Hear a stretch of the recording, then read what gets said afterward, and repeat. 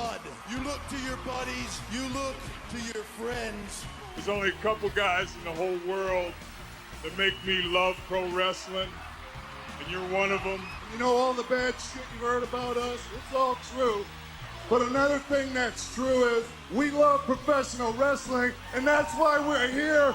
I'm not sports entertainment anymore. Talk to him, kid. This is a new beginning, and it starts tonight. A new day is dawning for DX. Know who you're talking to? What's up, X-Pac 12360 fans? Thank you for coming back to hang out with us on another brand new episode. We're going to be breaking down the week's top pro wrestling headlines. We have got an interview with Lanny Poffo coming up in a little bit. But first, let me introduce you to the team. My name is Christy Olsen. We got Jimbo on the couch today. Hello, Christy and Shawn. How are y'all doing? Hey, we're good. We're good. I just spoke for both of us. You can't talk yet because I didn't introduce you. Mark is in the booth. Hey, Mark. What's up? And that was kind of rude of me. So let me just get to it. Hey, Shawn. Shawn X-Pac Waltman. What's up? Hey. Hey, everyone. Good to be back. Welcome back. How was Ireland? Ireland was fantastic, actually. I get all wound up and angst and that, you know, before I have to make a trip because I don't like being on airplanes. But once I got there, it was great. It was great, fantastic. I teamed with Grado again the first night. Second night, I teamed with Abyss. It was fun. The crowds were fucking just, they were really rabid, really fucking high energy crowds first two nights. Who were you wrestling for while you were out there? Well, it used to be called AWR, which I feel bad about because I was like wondering where their tweets were, you know, but it's called Over the Top Wrestling now. So like the whole time I'm like, where the fuck the AWR tweet? I remember you saying that, yeah. Yeah, but it was like Over the Top Wrestling. It's called now. They do really well. They run monthly there. A guy named Joey Cabret. He was in developmental in NXT for a minute. He's from obviously from Ireland, but they were part of when I used to go do the AWR tours. Like Sabu would go, RVD, different people would go over there. Generico was there, Pac, aka Neville. Anyways, it was a concert promoter, and so we would tour like you know, rock bands would tour on tour buses all over Europe, and That's it was awesome. pretty good, man. It was really fun back then. I was at a different point in my life at the time, so I was getting fucked up a lot back then still. But it was great. It was a lot of fun, and it was great to see a lot of those guys again. Fantastic. So do you spend your time differently when you're on those tours now? Like if you get a little Yeah. off time, what do you do? I sit in my room and watch TV or Netflix, and I don't get fucked up. Go to a museum like you did in I'm not Amsterdam? going to die of drugs anymore. Yay! Well, but you've been to places like Ireland so many times, right? That are you anxious to like get out there and see something or another, or does that not interest you? Not really.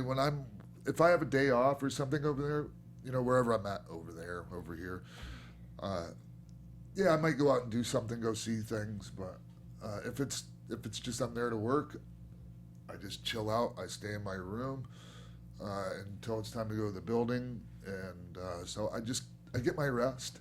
Mm-hmm. You know, I mean, it sounds boring now compared to how it used to be, but hey, it's not boring for me.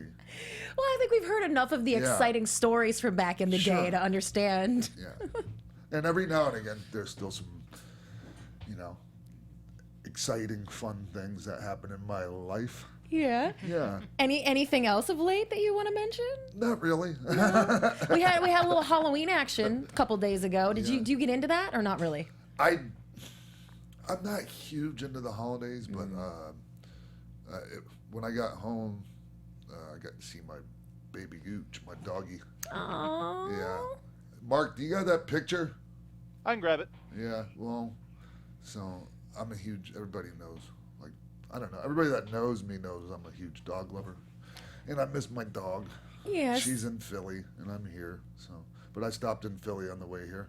She must get so excited when you walk in the door. Oh, like, is it out of control? She starts having like asthma attacks. Mm-hmm. You know, where she starts having trouble breathing. Did she get so wound up? Yeah. Aww. Oh, I miss her. And what is this Look photo at- we're looking at yeah. here? That's my baby Gooch in her Wonder Woman costume. Oh my God. Can we see it yet, Mark? We'll be able to see it in a sec. Okay. I That don't know about waiting. Might as well move on to the next subject. I'm too busy You missed gushing. it, Mark. I'm gushing over Sorry, Gooch's dude. Wonder Woman. I love it. That is extra cute. While you guys are all checking out Miss Gooch and Shawn having their little moment. God, you guys are so cute.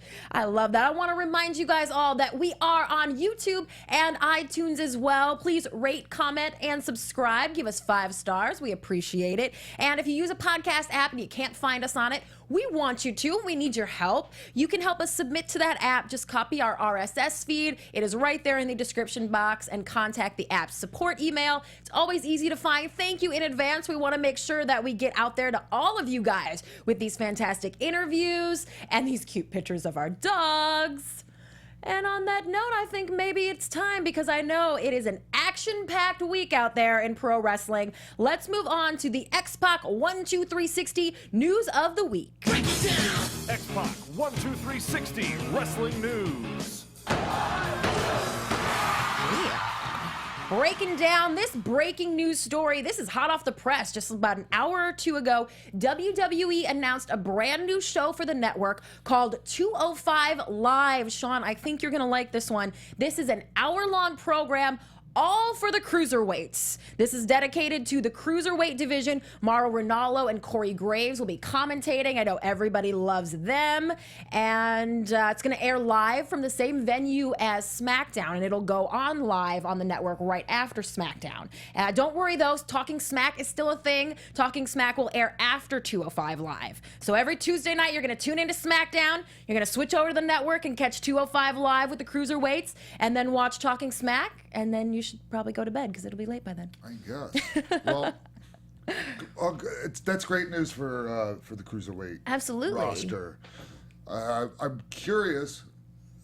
Well, I'm not curious. Obviously, they won't be having these matches after Raw goes off the air, or was it SmackDown? This program is right? going to be Yeah. yes, it's going to be shot after SmackDown goes off It the air. can't be shot after SmackDown goes off the air. People can't sit after the main event of SmackDown and then go and do all cruiserweight. I mean, they say it's live, so that's certainly Speaking the of way it live, I sounds. just spilled my coffee, everyone. He sure did. I expect Mark to come running in with some Shit. paper towels. Nope, Jimbo's got us covered. Jimbo's on the case. Are you? Is bag, laptop, everything okay? Should I just I keep think talking? I just got over my laptop case. but Oh, should we whatever. take a break? No, let's not. No? All right, screw it.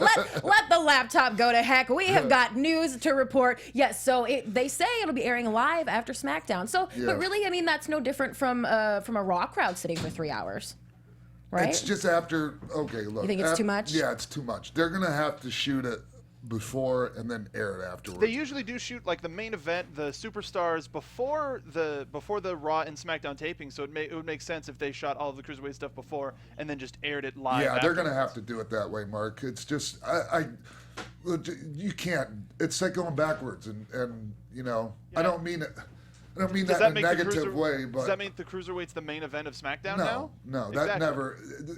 That whole like the main event going on last thing. That's old.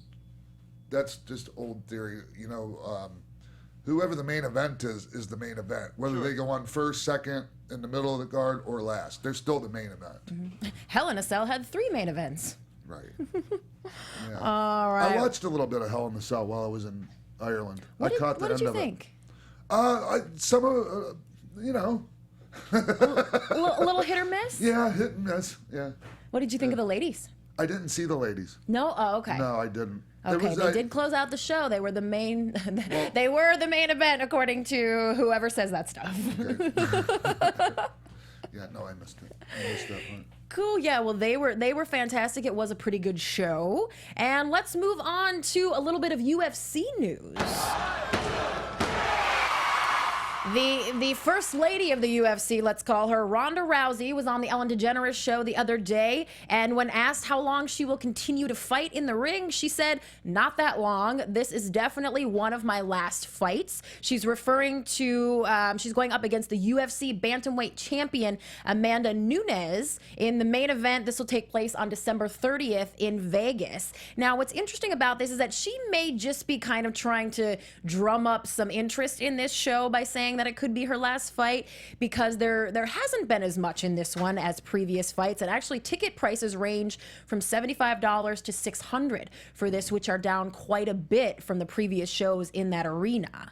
So interesting if people will come out to see Ronda Rousey's possibly last fight.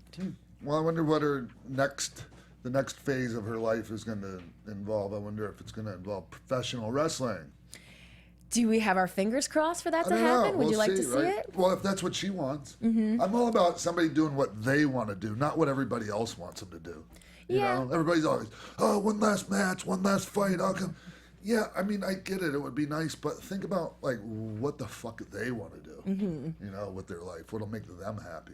Yeah, and she's talked about, you know, she really wants to pursue the acting thing and do more movies. And also, she's talked about starting a family with her boyfriend. Oh, nice. So, you know, if she thinks that's worth giving up a career for, then that, like you say, is her decision to make and nobody else's. Yep. If you detected a little judgment there, I don't know what you're talking about. Moving on to another lady who may be moving on. TNA knockout Maria Kanellis announced on Twitter that she plans to leave the wrestling business very soon. She also divulged that she recently went back to school to get her bachelor's degree, which she will score in May, and that after that she says she'll move on and get her master's degree. Now, the really interesting aspect to this story is that Maria was one of the first recipients of WWE's Talent Scholarship. This is something that I hadn't heard of. Apparently, WWE offers a $5,000 scholarship to former talent so that they can pursue college education. Yeah. That's pretty cool. Sure. Yeah, it is. It's something they've been doing for a while. It's just apparently it's news now. Or it's just one of those things that has been offered, and I'm not sure how many of the former talent have taken them up on it. Yeah. Or, you know, or tried to do this, but I think it's really cool, and I think it's a great thing anytime anybody in our industry, you know, decides to go back to school or go to school for the first time. Like pretty much I would be doing if I ever went to school. So it's great. I love it. Yeah. I love it. Any chance you'll be taking advantage of that anytime soon? I'm not gonna lie. I've actually thought about going to school. You know, I would say going back, but I never really went. You know? You never started? Not really. I mean, not really. That would be a reality TV show. Or something they could put on the network, like any old school wrestler going back to school. I'm just, Yes. Yes. I started watching that movie back to, Rodney Dangerfield. Fucking awesome I love the movie. Roach Motel. Where he's got it's like the thing to kill roaches, and it's called the Roach Motel, but that's where he keeps his roaches in the bathroom. Oh, his roaches. Yeah. But thought we were gonna get through one show without a marijuana reference. Him and Joe Pesci, right? Yeah. Joe Pesci. No. Who else is in that movie? A lot of. Come on, Jimbo. Oh man. Of all the movie references you have, you don't know Back to School? I know that movie, but I'm trying to think who else is in that movie. Yeah, we Thornton weren't. Thornton Mellon. That was his name. We aren't getting through any episodes without a pot reference, apparently. We're also not getting through it without some major TNA news. What's going on now?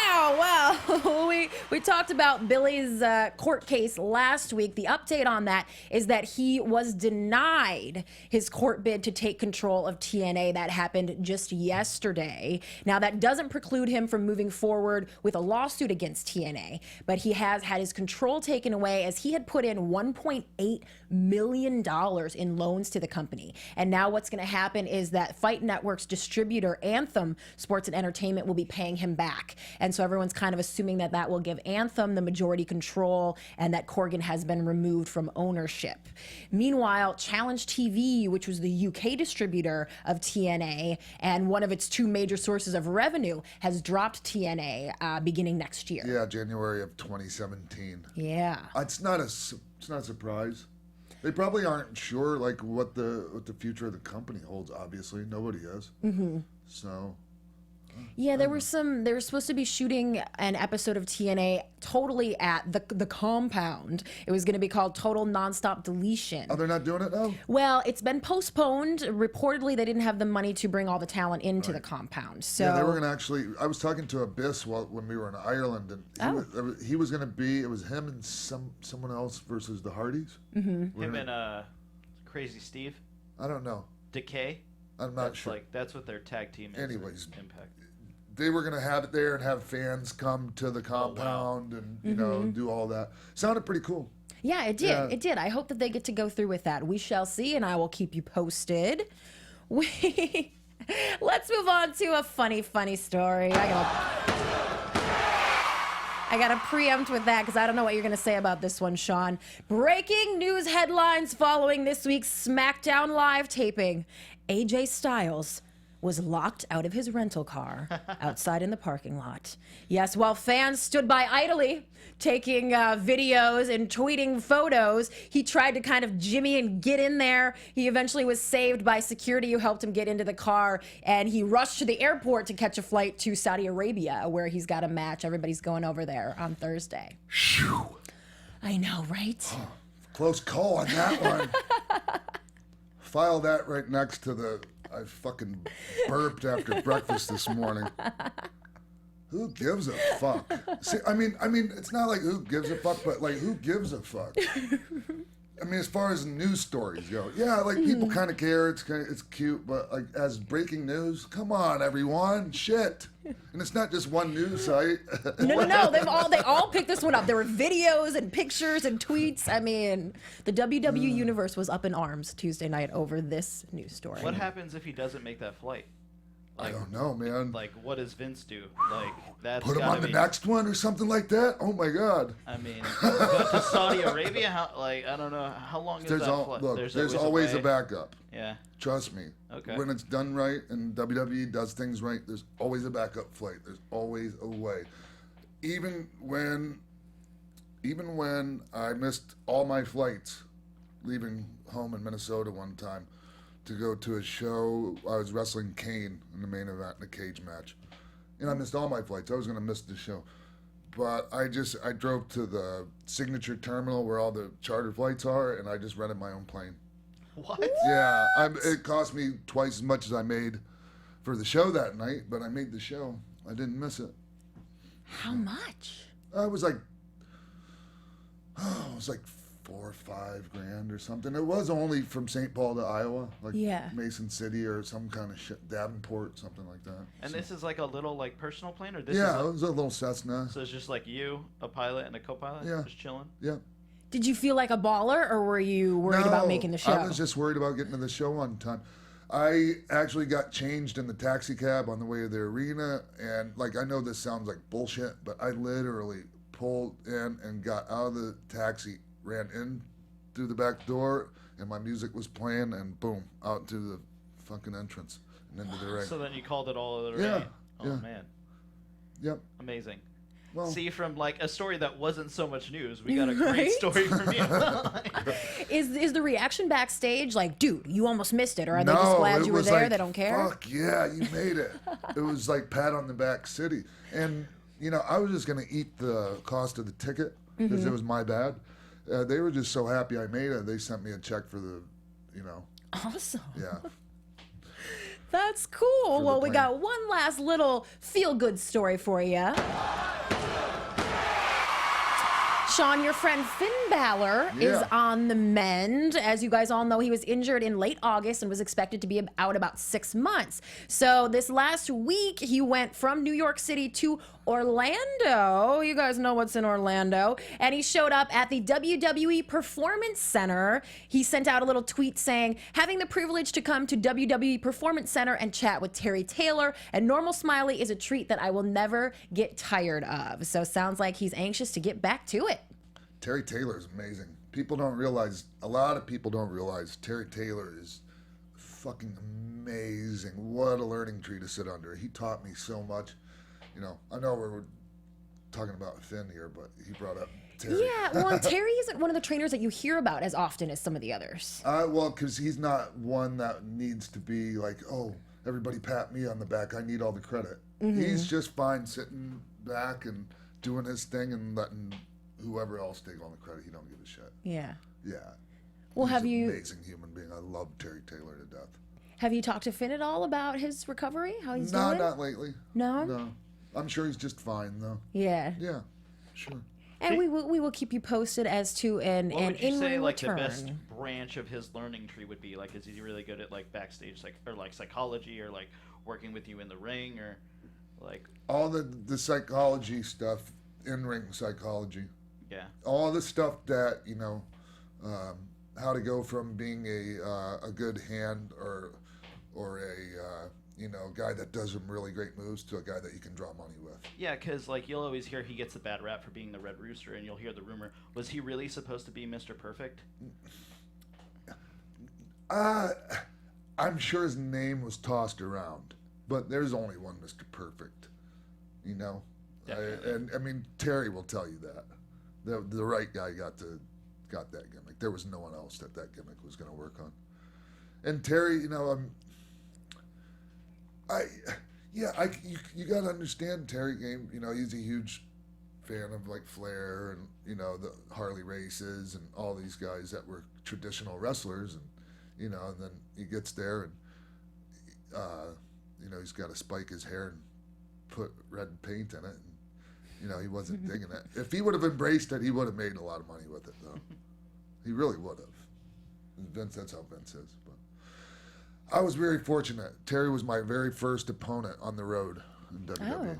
That was before there was a NXT or an FCW developmental system. So you just went out and had matches on house shows. That's how you learned. You know. So. Do you think that's better because you're working in front of different crowds at every house show instead of like Full Sail? They might run into that like TNA. Definitely. Like, oh, these are all the same people, so they're always going to same week in and week out, and the people get used. They get very, you know, everybody gets in their comfort zone and who they like, and you know, and crowds vary from town to town, and that was something that you learned when you know were on the road. You know what might work in one town is going to be a little different. You know, people's psychology of people is the same pretty much, you know, throughout the world. It's different a little bit, but still there are, you know, little nuances in different markets, you know. So you learn those things as you go. But yeah, I hope well, not that I hope, I know Finn Balor will be just fine. He'll be great when he gets back. And, you know, and this is a time to really do some learning. You know, some of your best learning comes when you're hurt. So. Well, if anyone's going to take advantage of it in that way, it would be him. Yeah. For sure. Thank you guys for breaking down this week's X-Pac 12360 news with me. I am your AfterBuzz TV managing editor and chief correspondent of our AfterBuzz TV Pro Wrestling News Division, and we will be right back with Lanny Poffo on X-Pac 12360. Stay tuned. What's up, party people? Roxy Stryer here from The Tomorrow Show with Keven Undergaro. We're your twice weekly broadcast of one man's midlife crisis and the mad millennials in Star Trek uniforms that follow him. And I'm one of those millennials, Lauren Magrasso here. We've had some amazing guests like Russell Simmons, Ileana Douglas, and Craig Gass. Coolio, right? Christian Blatt in the house to tell you to go to thetomorrowshow.com to check us out. We're live every Monday and Thursday from 10 to midnight Eastern. That's thetomorrowshow.com. Be there or be square, whatever that means. Welcome back to X-Pac 12360. And now, this is the story of Leaping Lanny, known also as the Genius to many. Tagging with brother Randy is how he started in this game. He was one of the first to moonsault before it even had a name. Reciting poems and throwing frisbees into the stands, he bled all over at the Battle Royal after a hit from a giant man. Now a motivational speaker and author, he is quite witty. Please welcome Lanny Poffo to X-Pac 12360. All right. Wow. Yeah. Hey, Lanny. Christy, did you make that up? I certainly did, just for you. Wow, I'm so honored, and I cannot tell you how proud I am that you did that for me. Thank you so much. And you even had rhythm and rhyme and everything. It was pretty damn good, wasn't that was it? amazing. I thought it was time someone does that for you. Yeah. Oh, God. Yeah, it's overdue now, but now the interview is getting up to a bad start because I'm crying. Oh, no. Lanny, how are you? I'm so happy you came on the show, man. It's so good to talk to you. Christy, first of all, there are tears of joy, which is better than the other times. And I'm doing very well. I'm going to be 62 years old coming up in December 28th. And that means in 38 years I will be 100. and does anybody habla español? No, I don't think. Do you habla español, Shawn? Sí, yo habla español. Okay, I'm going to be an abuelo. Oh, yeah. Oh, I know that word. Felicidad. Felicidad. Oh, muchas gracias. I'm going to be... He's going to be a grandfather. Yeah. In March, I'm going to have a niño. Oh, that's amazing. I'm so happy to hear that. Oh, that's great. Yeah. Is that your first one? The first my first and grandchild? only. Oh, wow. I only have one daughter, and she's only going to have one boy. So this is it. Would that be... That I was gonna say. So your mom and dad, that would be their only great grandchild. That's it. Yep. Oh, wow. And of course, my mom is going to be 90 January the 28th, and she is so pumped up because now she's after saying goodbye to her husband of 61 years. Yeah. And of course, her firstborn male child. Ooh, yeah. Finally, after saying goodbye so much, she finally gets to say hello. So it's a very positive, wonderful, beautiful thing. Amazing. And your mom, oh my God, she was so good to me when I was starting in wrestling, Lanny. Oh, and your father too. Matter of fact, I'm not sure if I ever told you the story. I've told it a bunch of times, but my very first pair of wrestling boots were your brother's. The yellow ones with the white stars on the side. And the black and the yellow knee pads to go with it because I couldn't afford new ones. So, yeah, pretty cool. I wish I still had those. Well, it's funny, those are the memories that you're blessed with, because when you first start out, you remember the people that were nice to you. And I look back on my career. I started in 1973. Thunderbolt Patterson befriended me, and I thought it was what a fantastic. And when I hear people knocking him, I get angry because I said that guy went out of his way to help me out. And give me confidence and teach me, and it's and I just hope I could do that for some young wrestlers someday. Sure. And Thunderbolt Patterson, for a lot of people that don't know, was a black wrestler back in the was it the late '60s too? For yeah, he was. He made a lot of success for himself in Australia, Texas.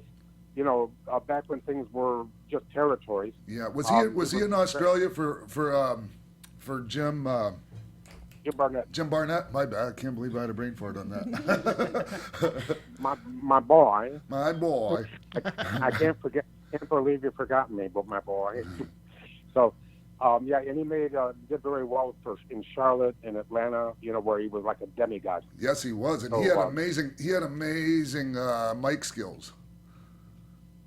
Wow, he sure did. And, we'd be in the car, and he'd teach me things. Yeah. I'm not saying that I was able to, adapt to everything he taught me, but it certainly got my, it got me thinking in the right direction. It's like, how can I, because he told me that it's more important to be unique than it is to be good. And he's right. Because, yes. He's and, right. I like that. But you know, if I had an eyeball in the center of my head and took a picture, you know, I think Vince would be interested right now. One of the things I remember, T-Bolt, he would do his promos on TV, and he'd get so flustered, he'd go, "I can't say that on television." And I used to think that was so cool. You remember that, Lanny? Oh yeah. Oh God. I can't even say what I want to say. Yeah. Yeah. Oh yeah, he was. And then Dusty Rhodes took a lot of the shtick, you know. Yeah. And but you know, the thing is, we all steal from each other. We, you know, like Christy, thank you for saying I was the moonsault inventor, but I invented it the moment after I saw Tiger Mask do it on a videotape. And, isn't that how it always works? We always are inspired by somebody else, I think. But and I tell you what, I never ever did it as well as he did anyway. But because I was a lot of people's first moonsault they ever saw, they thought I invented it. And no, the only thing that was original about me was the poetry. The poetry. It was great. I don't know if anybody else had frisbees as merchandise either. I think you might have been the well, first. Even with that gimmick, even I stole that gimmick from Al Costello. Now, Shawn, you know that. One of the kangaroos, yep. Oh, because of the boomerangs. Yeah, that's it. He would bring up him and his partner Roy Hepperman, and then finally Don Kent later on. What about Wild Red Barry? Yeah, he was the manager, and what a fantastic on the microphone skill guy he was. Wow. And what they did, they brought boomerangs into the ring that were actually carved by an Aborigine, and then they had little cardboard ones, and they threw that to the audience. Well, the reason I know that is because Randy and I were in the audience. Oh, and wow, we, yeah. you know, so we would fight for the boomerangs, and you know, guess who won all the time? Him. So anyway, where were you in the audience when the kangaroos were in the ring, Lanny? Where was I? Yeah. Whatever town they were in. You know, like my father was working for Vince McMahon Sr. Okay. At the same time, the kangaroos were around. You know, so we go to the matches. They throw the boomerangs. It's exciting. Yeah. So I'm thinking to myself, I tried scrolls, poetry scrolls, well, you know, and then I tried to throw those that didn't even make it past the guardrail. Yeah. And then I said, well, what could I use that's going to get some distance? And then I said, frisbees, and I'll put a poem on the frisbee. And hey, good thing I was never sued or hurt anybody. I was going to ask you that. It's like a Lanny. message in a bottle might have killed someone. Have you ever thrown one to the crowd and whacked somebody upside the head with it? No, because you know they're not really weapons. They kind of like soar and then they float. Yeah. But what happened was in Nassau Coliseum in Uniondale, Long Island. I don't know if that place is still around, but I think the Islanders played hockey there.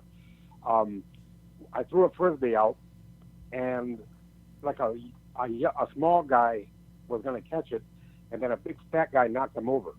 And I said, ruh-roh, I think we're in trouble. Yeah. So I found the kid that got knocked down, and I appeased him with several frisbees, and you know, I spent some time with him, and I brought him backstage, introduced him to a few of the wrestlers, got some autographs, and then I had to just breathe a sigh of relief that this wasn't going to be litigated. No doubt. Hey, were there a copy of your poem on each frisbee that you threw out?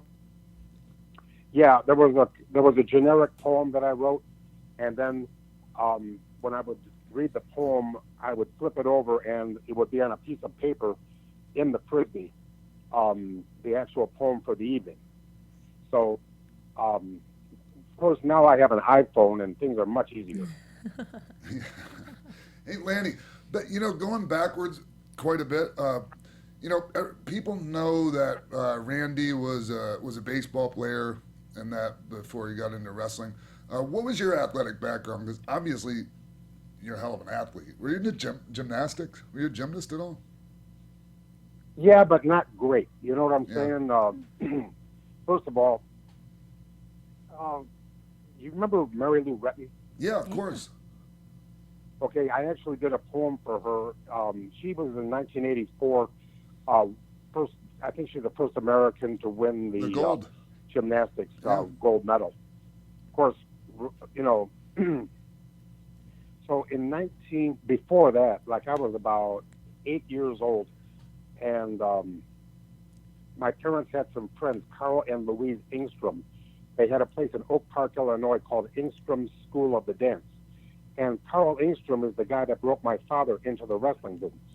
Oh, wow. So we were friends forever. And since they had a studio, they put Randy and I in class with gymnastics.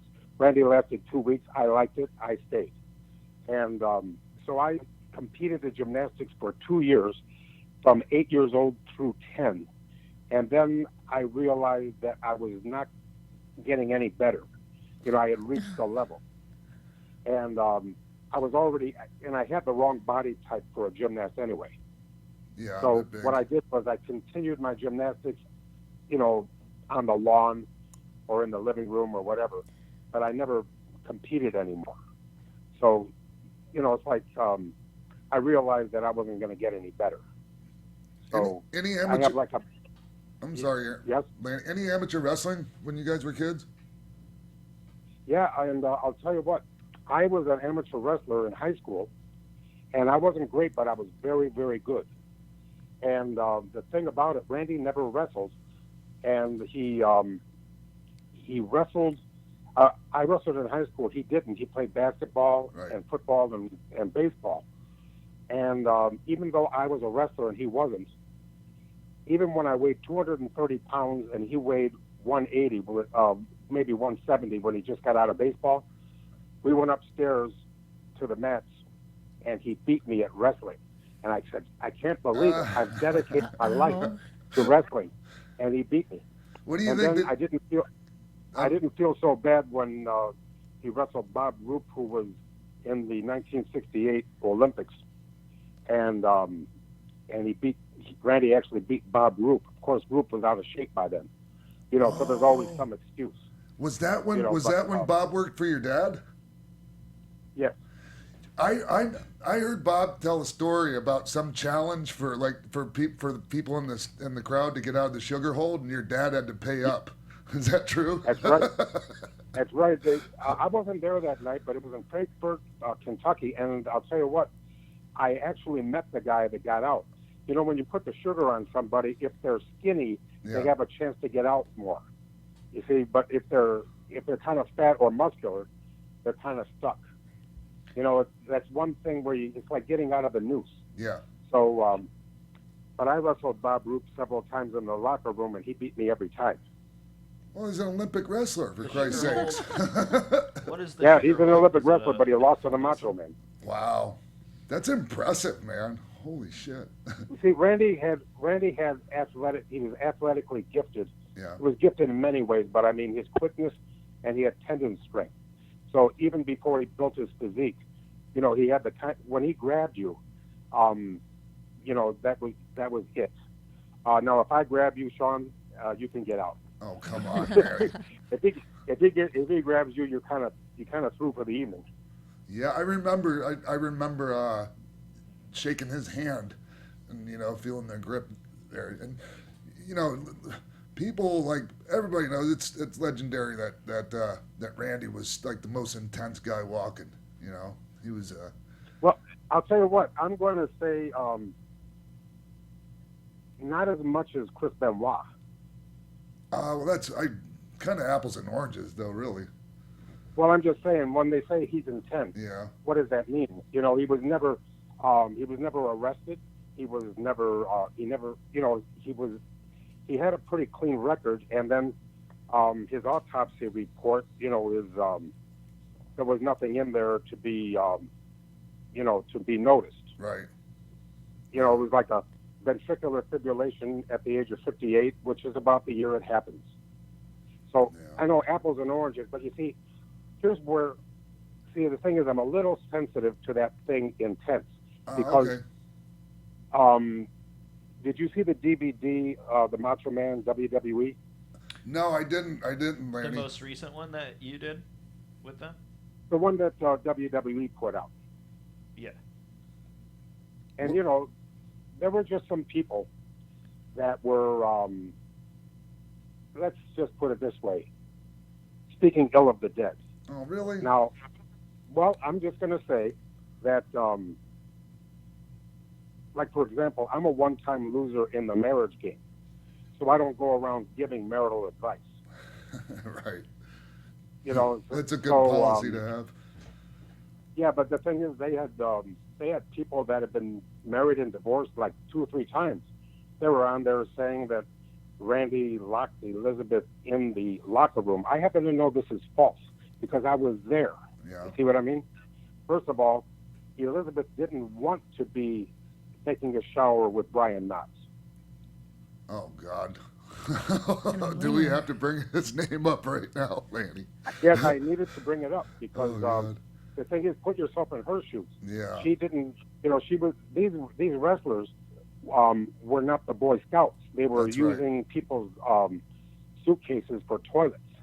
Sure. You see what I mean? Yeah. And some of the guys were up to skullduggery and no goodery. So, trust me, she didn't want to be hanging around, and that was one of the caveats that Randy insisted on before bringing Elizabeth into the arena. Sure. That she have her own locker room, and then whenever Cyndi Lauper or Fabulous Moolah or any girl came to the WWE, they would always use Elizabeth's locker room. So it really wasn't that mysterious.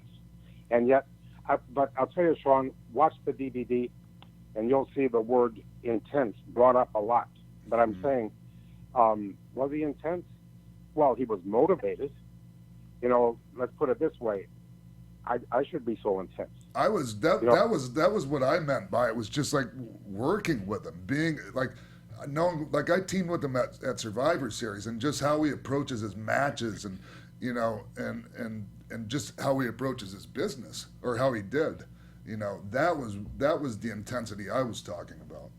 That's what I figured, and I'm glad you clarified that, but the word intense came up several times in the DVD. Yeah. Please watch it. And if you've already seen it, watch it again for the first time, and you'll see that, you know, okay.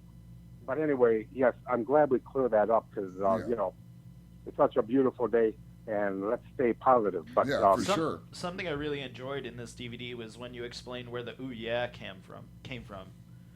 That came from Pampero Firpo. Oh yeah! Wow! It is I. It is me. That do you remember, John? Do you remember Pampero Firpo? I do, and I met him in San Francisco at WrestleMania weekend the other year. It was pretty cool. Yes, he did not look like Pampero Firpo anymore, though. Oh. No, he got a haircut, but I was the guy that got him in. You know, like we've been friends for the family for years. Yeah. And he's actually Armenian, and he was raised in Buenos Aires, Argentina, and he speaks 8 languages. Wow. And so when my brother was struggling with the interview, believe it or not, as soon as he got in the ring, he was excellent. But he didn't. They said he was too skinny. Great work, too skinny. Yeah. So he worked on his physique. And the next thing you know, he's a great worker with a great physique. Bad interview. And he actually came to me and says, he feels like he's having anxiety attacks over his interviews. Is there anything I can do to help him with the interview? So I said, well, since you're going to be named Savage, and since you're going to wrestle like a savage, and you're going to have a hair like a savage, who is the best savage-type interview you've ever seen?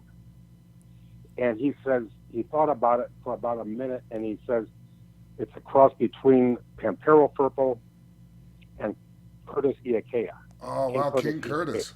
Yeah. Those were some... That makes a lot of sense now that you said that, because Curtis's... His promos were really out there. But I'll tell you something, Shawn, and I'm going to put a little caveat on that. You're a younger man than me, and if you didn't see Curtis in 1967, you probably only saw him in like 1989 or 90, right? Well, I saw him in the early 80s a bit, too, but, I mean, That's when most people saw him. You're right, Lanny. Well, I saw him at his peak, and this was in Hawaii. Right. I was 12 years old. Randy was 14. And I told Randy, remember when they did a station identification? You are watching #1 station in Hawaii. Oh, yeah. So I told Randy, why don't you do that? And he goes, you are watching the #1 station in Hawaii. Ooh, yeah. Oh, I said, oh, my God, that's it. You've got it. You've got it. And believe it or not, Shawn, within a month, he went from zero to hero. He went from worst to first. He became the greatest interview in the business. It took him 1 month from that one breakthrough. Now, you know, like I say, I don't take credit for it because he went right to the bathroom mirror and started practicing his interviews. And then he developed a personality that nobody's going to forget ever. Wow, yeah. Ever, Lanny. You're right about that. Wow. And you really developed a character that no one will ever forget with the robe and the poetry. And, like, you were so different than him that, like, I remember being a kid and finding out you were brothers, and that was, like, before the internet, and you could just look it up, and it was, like, rumors that kids told each other, and it was like, oh, you know, the Macho Man and the Genius are really brothers, and it's like, no, they're not, you know. One's a bad guy and one's a good guy. They wouldn't be brothers, you know. Like, it's just so crazy. So, hey, Lanny. And then you learn the good guys weren't that good and the bad guys weren't so bad. Yeah. So, hey, Lanny, going back to the ICW promotion of your father's, what year did that start? Started in 1979. 1979, and I think you guys closed up shop in about 83, 84? No, we closed up shop in 85 because when Randy got the nod to go to the WWE, which was WWF at the time, that's when we decided to close up shop. And so it was, that's the story, yeah. So when it was from, yes. when you all did the angle where you invaded Memphis, the CWA or whatever the hell it was called at the time, you guys were still running your promotion when you were doing that? That's right. Yeah. Oh wow, really? That was amazing stuff at the time. That was the cool. Like, okay, when I was in DX, we invaded WCW. We rode a tank down there and did all that. But like before that stuff with Randy, invading Memphis wrestling was like the coolest thing ever. Was that the whole thing with Bill Dundee and all that? Well, Lawler. And, oh yeah. Yeah, but I was. The reason why I brought the ICW up because it was such a cool promotion for me. I got to see it, Lanny, when when I was just starting out in wrestling down in Florida. I don't know how it happened, but the ICW tapes ended up on cable channel 9 in St. Pete, and so I got to see them back then in the late '80s, not that long after you guys closed shop. So I got to see. And I was starving for any kind of wrestling because all I saw was like WWF, AWA, and then the Gordon Soley stuff from Florida. So any different kind of wrestling, Lanny, I was so into. And I have a video right now waiting to play of you versus Crusher Broomfield from ICW, and people don't know, but Crusher Broomfield would go on to be called One Man Gang later. That's right. And you're locking up with him right now, and you're in the studio. It looks like it holds about 50 people tops. That's right. It was, you're right. It was, I can't remember, ABC Studios in Lexington, Kentucky, and a lot of great wrestling happened, and I saw a lot of my brother's creativity came out as a booker. Yeah. He actually, and he had a phenomenal attitude toward the wrestling business. He felt that if you didn't give your all, you're no better than a shoplifter or a pickpocket. Because if the fans pay money to see wrestling, they better see the best show you can give them.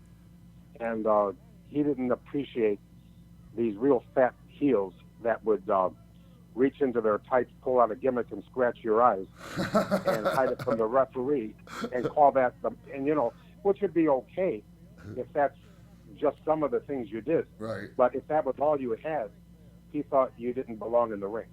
You know, that the fans demanded more action than that. They demanded, he wanted to prove, he had a chip on his shoulder that a wrestler was a great athlete, and he wanted to show that.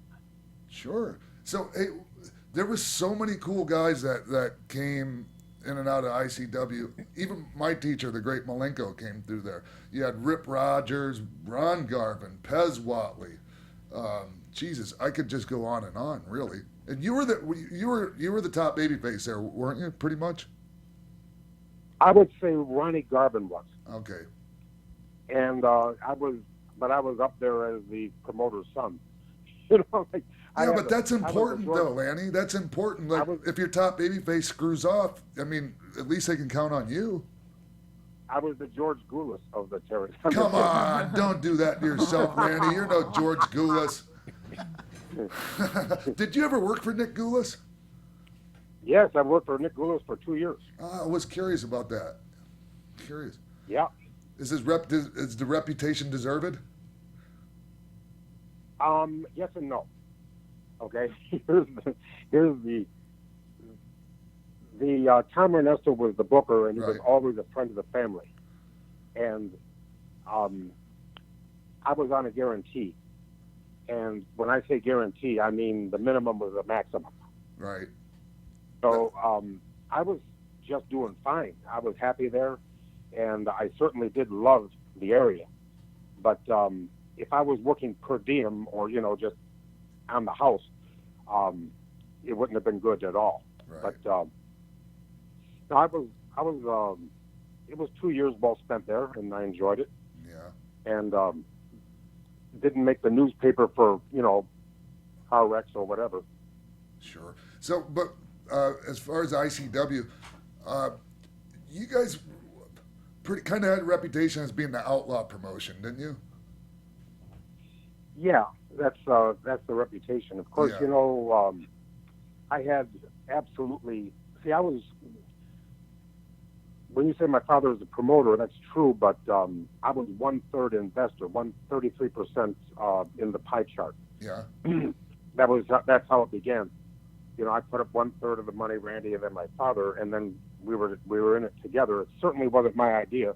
Being the youngest in the family, I went along with things and did my very best. Now, I was in charge of promos.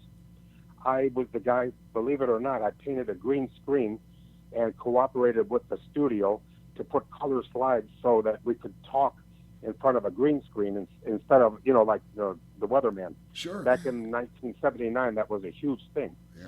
So nowadays, you know, it's that's not so high tech, but it was then.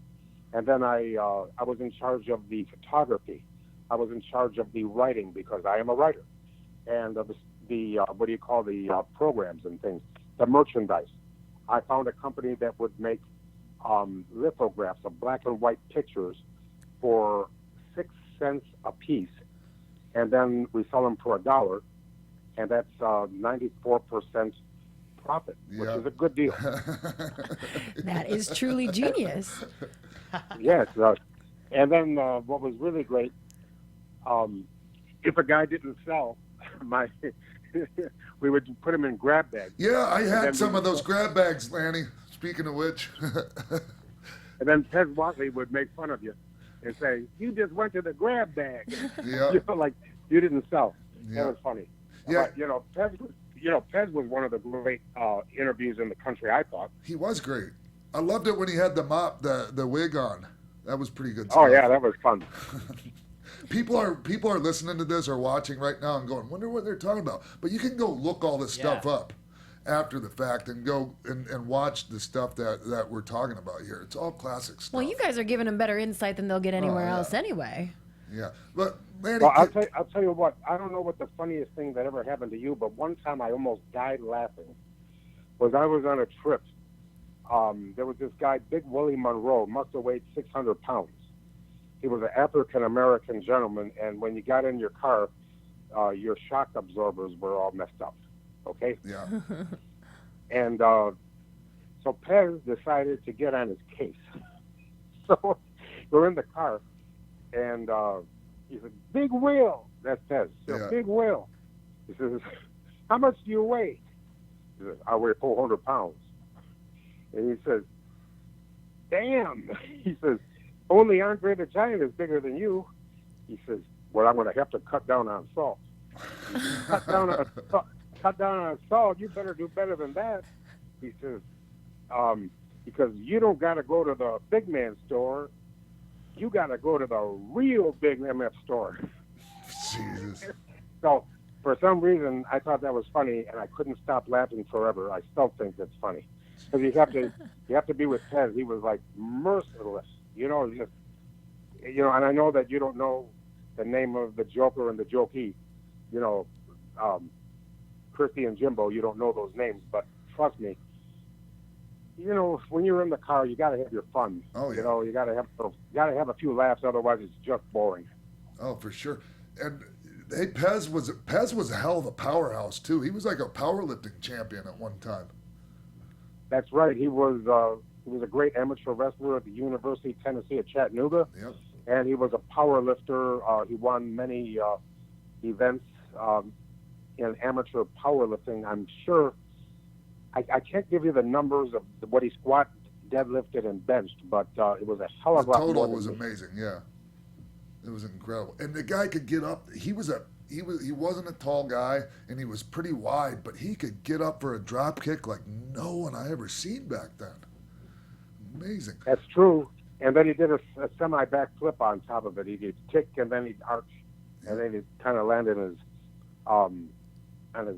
It's like. That was very athletic for back then. Yeah, Lanny, can you explain to people that are listening that aren't familiar? I was talking about how ICW is considered by a lot of other promoters to be like an outlaw promotion. Then weren't some of the guys blackballed for coming and working for you guys? Is that true or false? Yeah, that's true. See, the thing is, outlaw is just an expression. Exactly. Like, for example, pizza. You got, I don't even know what you have now. You got Little Caesars, you got Shakey's Pizza, you got Pizza Hut, or you got Domino's. Yeah. And they could all be on the same block, and may the best pizza win. See, the free market capitalism decides who's the best pizza. That's not outlaw. That's the American way. Right. But somehow in wrestling, they divided up the territories of North America, and they say, okay, we'll promote this, you can't do that, we'll do this, we can't do that. But what we did was we just went ahead and encroached on everybody's territory. That's the outlaw. Okay. Way before Vince did it. What's that? Way before Vince did it. Well, the thing is, Vince won. Yeah. He beat them. What was like the best story? He offered Vern Gagne $2.1 million to buy the American Wrestling Association, and Vern said no. And so he went right to the TV studios and right to the buildings, and then he got the Crusher and Mad Dog Vachon and Jack Lanza went. A lot of guys, yeah. Bobby Heenan. One by one, he found out that the loyalty Vern had wasn't all that loyal. Right. See what I mean? Yeah. And then about a year later, Vern said, maybe I will sell it, and says, well, you don't have anything anymore. That's right. You know what I mean? So he should have, but the very thing that made Vern great is what ruined him. His athletic persistence, but he should have just said $2.1 million sounds like a pretty good retirement plan. I guess so, Lanny. I mean, and really, like you were saying, Vince he said, okay, you don't want to sell, I'll just come in anyways. He was just trying to be nice and respectful. I'll tell you what, everybody asks me what kind of a guy is Vince McMahon. First of all, I laughingly refer to myself as a genius. That guy is the genius, not me. I mean, I just enjoy poetry. He's the genius. And I'll tell you what, they say you can't have balls and brains together. I think he has both. Yeah. I don't know who says that, but it's not true. I don't, because if you have balls, it means you have no brains. If you have brains, you have no balls. Right. So I think he's got both. He sure does. Big old balls, big old brains too. Oh my God! I wouldn't. For example, I would never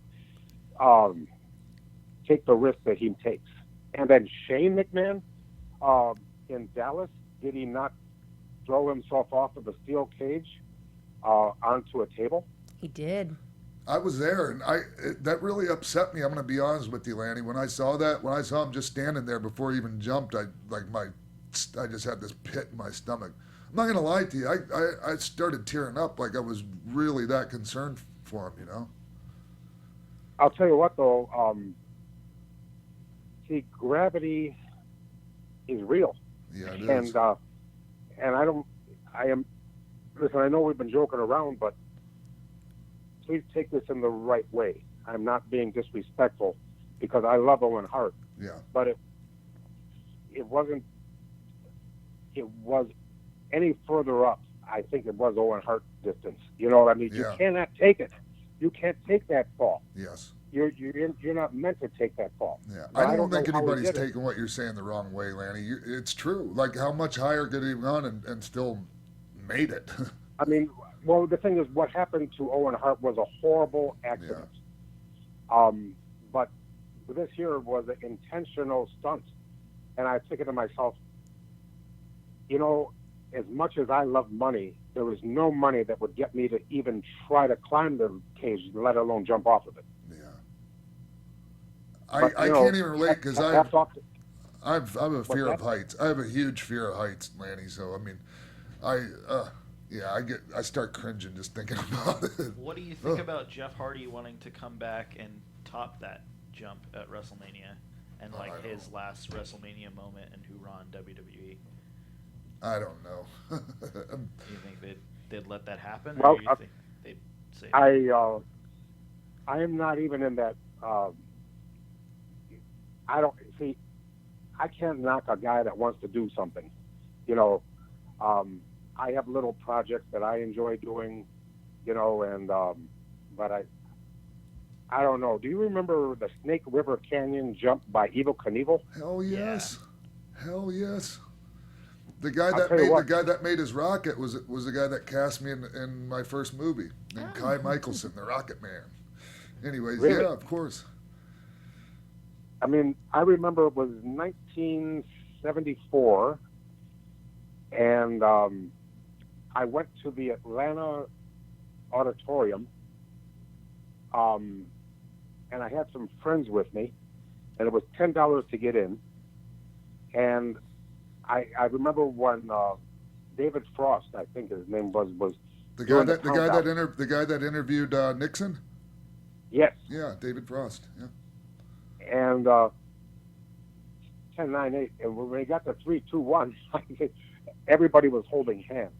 Like, oh no, like whoa, you know, boom, and then of course the chute opened early and everything. But see, I belong in the audience, not in the rocket. Yeah. Were you when the chute opened early? What was the feeling like? The overall feeling in the building when everybody was watching? Was it a big letdown? Well, everybody was confused because they didn't know what they were looking at. Yeah. Okay, and they kept the announcing was so good. They said unless he hits the rock, you know, oh my goodness, he's hit the rock. And then next thing you know, Evel Knievel comes out, and then a few people felt gypped or wanted a refund. But I thought it was like the greatest show I'd ever seen. Oh wow, really? Cool.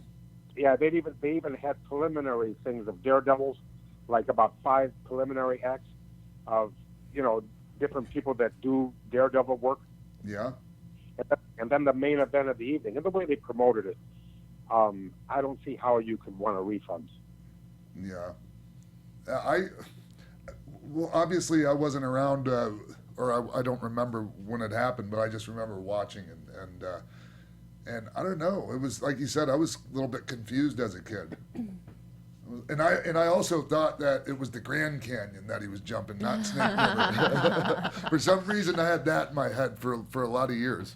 Yeah, Evel Knievel jumped the Grand Canyon. Well, no, but yeah, I was just at the Grand Canyon, and there's this glass walkway. Yes, I think I'll pass on going on that. No thanks. No, I'll tell you what, I did it, but it took me about 10 minutes to get, 10 minutes of ridicule. You know what I mean? Hey. First, and then I just inched along, and finally I realized, this was okay. But there was it's safe. It just looks dangerous. Yeah. I forgot even what they call it, but they built this glass thing, and it holds tons and tons of weight. I can't believe that you guys find that daunting at all with everything that you both have done in the ring. That's unbelievable. It scares the living crap out of me. Hey, Lanny, I want to go back a little bit because I have this picture, and it's up now, and it's of Buddy Rogers, yourself, Randy, and your father, and all you guys are in amazing shape. But I think like your father and Buddy are in the best shape of anybody in the picture. Yeah, the only thing I regret about that picture is it was a little silhouetted. If the sun would have been on the shining directly on us, that would have been better. But we were so excited to meet Buddy Rogers, and the guy that arranged everything was George Scott. Oh, yeah, George. His wife that took the picture, and George Scott was there. And I'm tell you what, we spent the day together, and I had the lousiest tan of the group. So I suffered the most. If you can see in my face, I was having zinc oxide on my nose and eyes and the sunglasses. Yeah. And then my chest was peeling after that, because I'm a albino compared to Buddy Rogers. And my father is very Italian skin, swarthy looking. Yeah. So that Buddy Rogers, he is so entertaining. He is so fun to be with. And he died about a year later from that picture. Wow. So, I bet you he looked amazing until the day he died, huh? I'll tell you what, it's hard to explain it to people. He had a broken nose that was all over his face. He had cauliflower ears that were all this way and that way. And yet, with all of that going for him, he was impossibly handsome. Like, when you looked at him, he hadn't been on TV in like 20 years or more.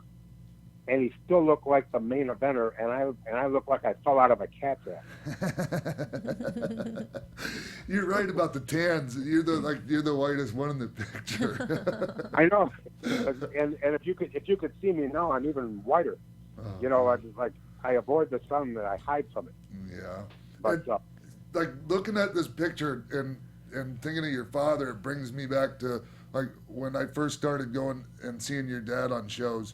And he would sell those grab bags for $1, and it would have several pictures in there. Like, before, I'll get to the one-man gang thing. But, one of the pictures was the Ripley's Believe It or Not picture with your dad back then, 6,033 consecutive sit-ups. I think that was a world record at the time, right? Yes, it was. That's really cool. How did that come about, Larry? Well, he was in the Navy, and he was in San Diego, and they had, it was 1945, July 4th. I'll tell you what, in case he's ever inducted into the Hall of Fame, which is, in advance of that, I wrote this poem, which I'll give to you now. Oh, wow, really? It was back in 1945 on Independence Day. The Nazis had surrendered. Japan was on its way. My dad was in the Navy, as history will tell, as he was bleeding through the mat, a world record fell. He did 6,000 sit-ups with an extra 33 to glorify his Savior who died on Calvary. And Robert Ripley's feature celebrated this event, giving credence to successes, not an accident. That's always been his motto through times both good and bad. He's a real Hall of Famer and the world's greatest dad. Wow. Man, I got goosebumps right now, Lanny, from listening to that. Oh, that was awesome. Man. Thank you. And when I Christy and Jimbo, I don't know if you're aware, but you sound pretty young. Robert Ripley is Ripley's Believe It or Not. And back before the internet and back before television and, newspaper was it. It was newspaper or nothing. And the largest syndicated cartoon in all of the newspaper was Ripley's Believe It or Not. So he got himself on the Ripley's Believe It or Not for the sit-ups, and that was as famous as you could be, and he always used it in his publicity. Yep. That's why everybody says, why do you use the name Angelo Poffo? And he said, because I was in Ripley's Believe It or Not, and because he was famous as that, he always used it in his publicity for wrestling. Cool. So Yeah, changing the name would be stupid. Yeah, and I always remembered at the bottom, to this day, it said Tante Salute, Angelo Poffo. You know what it means? Not really. It's a little different than Spanish. What does it mean, Lanny? Okay, Tante Salute is many salutes. Okay. Cool. It's an expression in Italian. Okay. But I'll tell you what, when they made me the Genius, man, I'll tell you what, they put a memo out. This McMahon put a memo for all the guys at the TV, that was in your check. So everybody would get a check and they get a memo. So he said, in the form of a memo, it says, Leaping Lanny is now the Genius and will be referred to only as the Genius. So I was late for TV, and then, of course, the Bushwhackers, Luke and Butch, were unmerciful. Hey, Genius, hey. And then, so one of my first poems was bragging about my languages, like, I am the Genius, Lanny Poffo, a title self-proclaimed. Yet who would dare to say I'm not appropriately named? I speak 11 languages. Escuchen, por favor. Santana comes from Mexico. Yo hablo más mejor. The French I speak is magnifique. They told me in Paris. My Italian's molto bene. I learned when I was 3. I speak Latin, Greek, and Russian, Hebrew, and Portuguese. I speak Swedish and Norwegian, and I'm learning Japanese. And then I went on and on. But I do have the iPhone Translate app. Yeah. So that's the closest I just had a Korean waitress.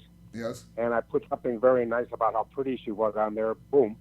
And not Donald Trumpish, very gentlemanly. Gotcha. And I don't want. So she says, "Oh, thank you very much." Oh, yes, and everything. So, no, I don't speak 11 languages, but I was going to ask you that. I was wondering how many you actually spoke. Because if you don't, well, then you did a pretty good job of fooling us.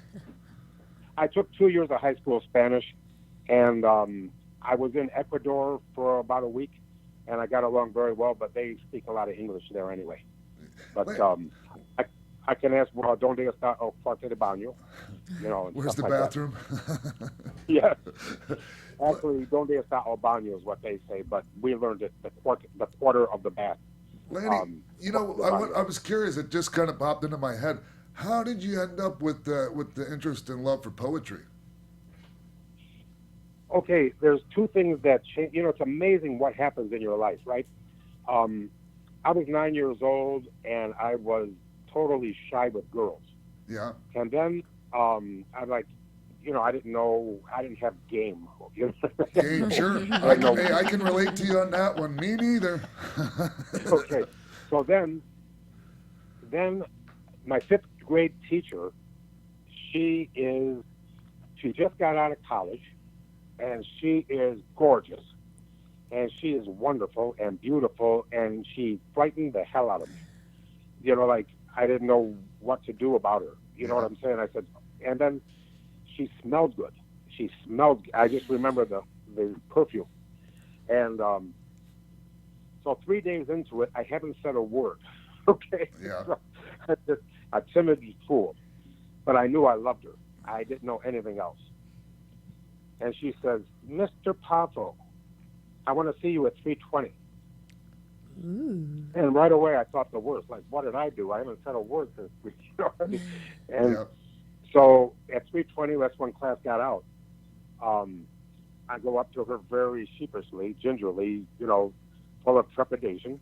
I'm using big words because of the Genius in it. And then I was just scared of her. And she says, I said, you wanted to see me? And now, name withheld upon request. She says, Lanny, since class has begun, I've had you do 2 papers. 1, how I spent my summer vacation, and 2, tell me a little bit about yourself. And yours were just wonderful. And I went, oh man, I had never been noticed for anything besides sports in my life.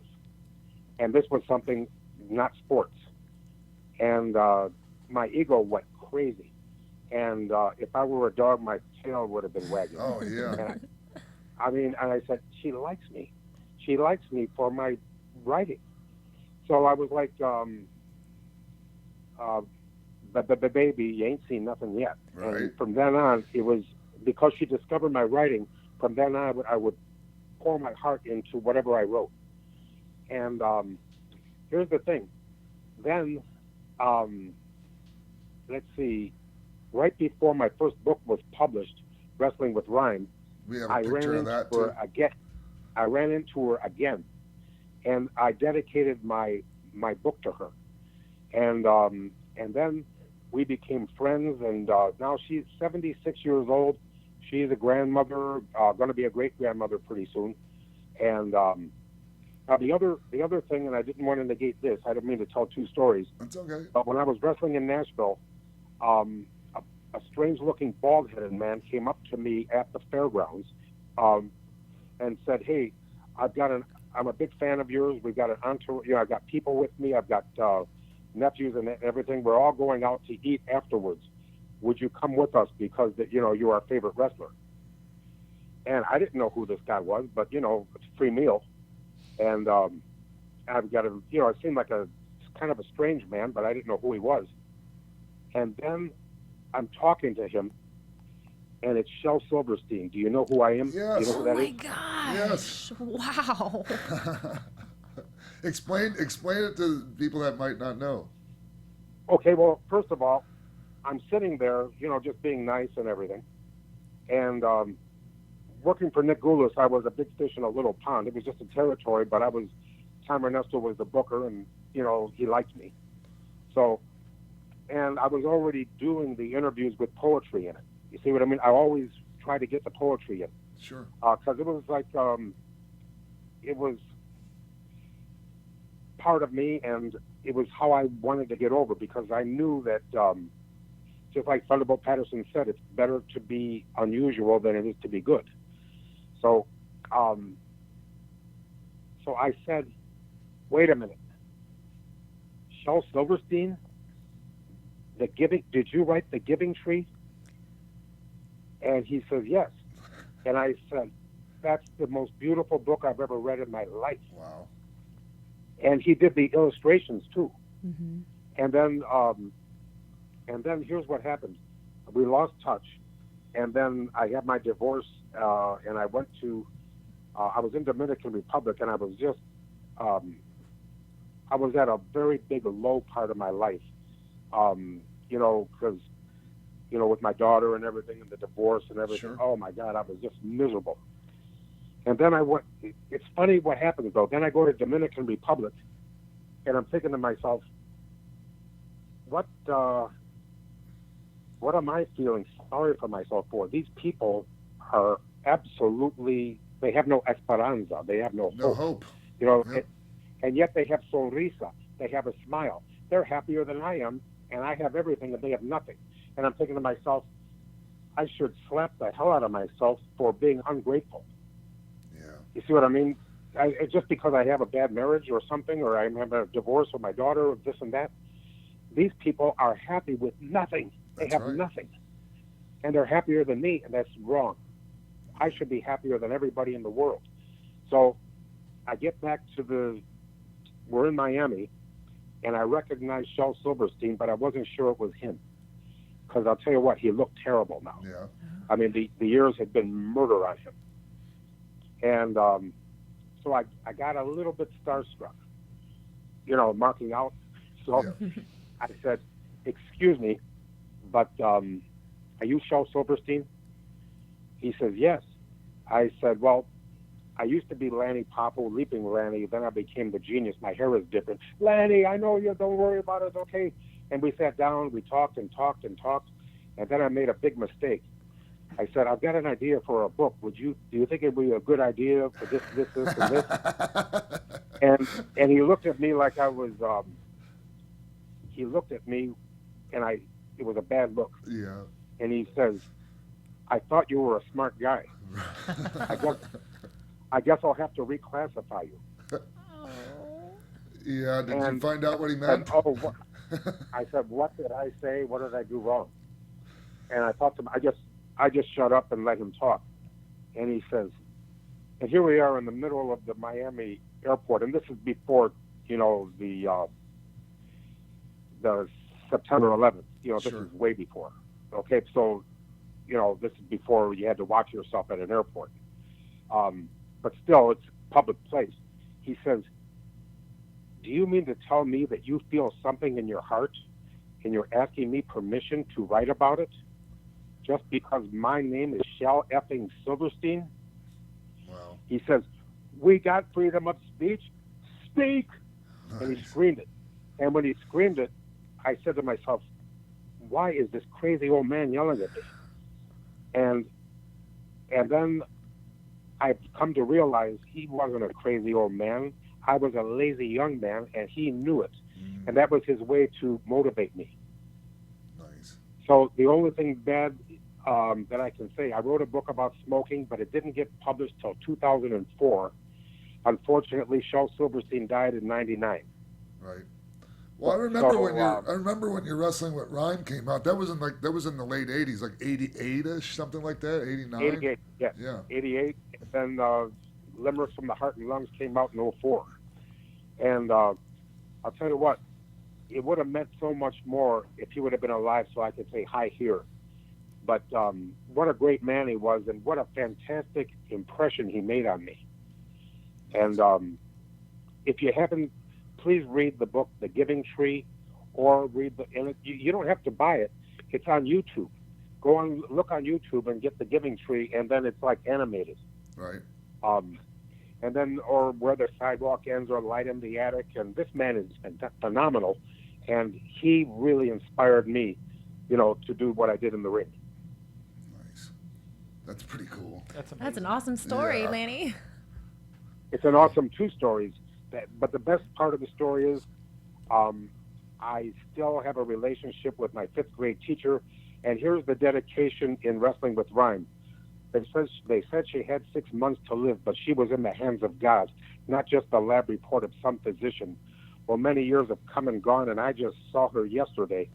They told me her disease was in remission. My 5th grade teacher means so much to me and several hundred more who watched her walk her volume, something of a trip of journey of faith. When God created each of us, the 7th day he rested just to come back even stronger on the 8th. She's been teaching by example at Pierce Downer School and Pupper, and many lives have changed because of that. I knew her as Miss Rufinock, but she is Mrs. Mokel now, so I'll just dedicate my book to Pat. Now, I promised her I'd never mention her name, and I just did, but sorry about that, Pat. Patricia R. Mokel from Archbald, Ohio. Lanny, when you got in contact with her again, did she remember you from school at all? Well, what happened was I was wrestling at Rosemont Horizon, and my neighbor came up to me, Tommy Douglas, who lived across the street, and he was there with his wife and his daughter. His daughter was running cross country. So they asked me if I would come to the track meet the next morning, and I said, well, I can't because I'm going to Indianapolis.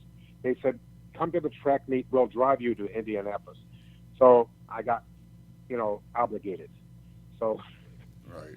So then I go to the track meet, and it's a cross country meet, and I actually knew the coach, Mr. Ritter, that was Randy's baseball coach, and then everybody had aged. And then I saw my 5th grade teacher, and she had about 5 people around her, so I waited. And she looks at me and says, can I help you? And I said, only after you're done with your, holding court. And she says, no, I'm ready now. And I said, are you Pat Rupinak local? She says, yes. And I said, I'm Lanny Poffo from 19. She said, Lanny, I remember you on Raw Big. Wow. That, that must feel pretty good. Well, it must feel pretty good because I didn't even enjoy school. I mean, I thought it was 90% of it was really a waste of time, and so was the other 10%. I can relate to you on that. What's that? I can relate to you on that, but when you have a good teacher, it's like you want to go to school just for that teacher. And I'll tell you what I did. I got my daughter, who was 5 years old at the time, and I videotaped her. I went over and over and over with her to recite the presidents. She goes, my name is Megan Poffo, and I'm 5 years old, and I'm going to recite the presidents. Washington, Adams, Jefferson, Madison, Monroe, John Quincy Adams, Jackson, Van Buren, Harrison, Tyler, Polk, Taylor, Fillmore, Pierce, Buchanan, Lincoln, Johnson, Grant, Hayes, Garfield, Arthur, Cleveland, Harrison, Cleveland, McKinley, Roosevelt, Taft, Wilson, Harding, Coolidge, Hoover, Roosevelt, Truman, Eisenhower, Kennedy, Johnson, Nixon, Ford, Carter, Reagan, Bush. And that's all we had at the time. Wow. That means if you could do that, you could get an autograph from Bob Backlund. Yeah. You know that, Lanny? So anyway, we videotaped it and sent it to Mrs. Balco, and she says, that's just wonderful. And I'll tell you what a fantastic, I can't tell you how great it is when people come in your life like that. Yeah. What a positive thing. Sure. And I'm even friends with her husband, and even though I hate myself for envying him so much. I can relate to that too, like having a crush on your teacher or like my counselor at like summer camp and shit like that. Oh yeah. God, yes. I wonder how many guys you were the crush of, Christy. I guarantee you were a lot of guys' crushes. Oh, I don't think so. My co-host Lanny, you We don't need can't to see go her. there. You can't see her, Lanny, but she's quite the looker. She's a very beautiful lady. Well, I appreciate that, guys. So- Stop. Let's talk about you. No, Lanny. So Well, I'll tell you what. People have said that I'm a 10 on a scale of 100. Hey, Lanny, you mind don't mean to get up. Well, I guess I do. Start talking about, when Randy passed, you and I were actually supposed to be on a show together, like the day after that happened. And I came out here. Yeah, we were going to, I was on my way to San Jose, California. Yep. And then I went from Tampa to Dallas, turned on my iPhone, and there was a message. And it was from Largo Medical, and it said, hello, Mr. Poffo, this is some doctor from Largo Medical. Your brother was in a car wreck with his wife, and he's in critical condition. And the way, I happen to know that they never say somebody's dead on a machine, right? A voicemail. Yeah. So the way he said it, I already knew. But they gave me a phone number to call. I called the number. I was on hold for seemed like forever, but it was probably 20 seconds. And then I talked to Randy's wife, and I said, what's going on? She said, you don't know? And I said, no, what's going, and then she told me the whole thing, and I'll tell you what. Then I used the Superstar card, and I'll explain what that means. Okay. I'm on American Airlines, and I hadn't even called my mom yet, and I knew that she would be a basket case. Yeah. But I wanted to make sure I had some news that I was coming home. So what I did was I tried to change my ticket from Dallas to San Jose, and I tried to change it from Dallas back to Tampa. And then the woman said, I'm sorry, but that flight is sold out. I said, let me speak to your supervisor. She says, it won't do any good. And I said, do it anyway, please. Yeah. So this woman, she says, how can I help you? And I said, do you know who Macho Man Randy Savage is? the famous wrestler? She says, yes. And I said, I'm his brother. He died this morning. My mother is still alive, and she's a basket case. If I don't go from Dallas to Tampa, I don't know if she's going to make it. Right. So I said, is there anything you can do? I know it's sold out, but is there anything you can do to get me on the flight I have to go to Tampa, and I have to be with my mother before the sun goes down. Yeah. And she says, I'll be right back. Boop, boop, boop, boop, boop, boom. First class ticket. And nice. they gave me a coach ticket. I had a coach ticket, a bad ticket. You know how they are. Of course. And then non-refundable, crappy.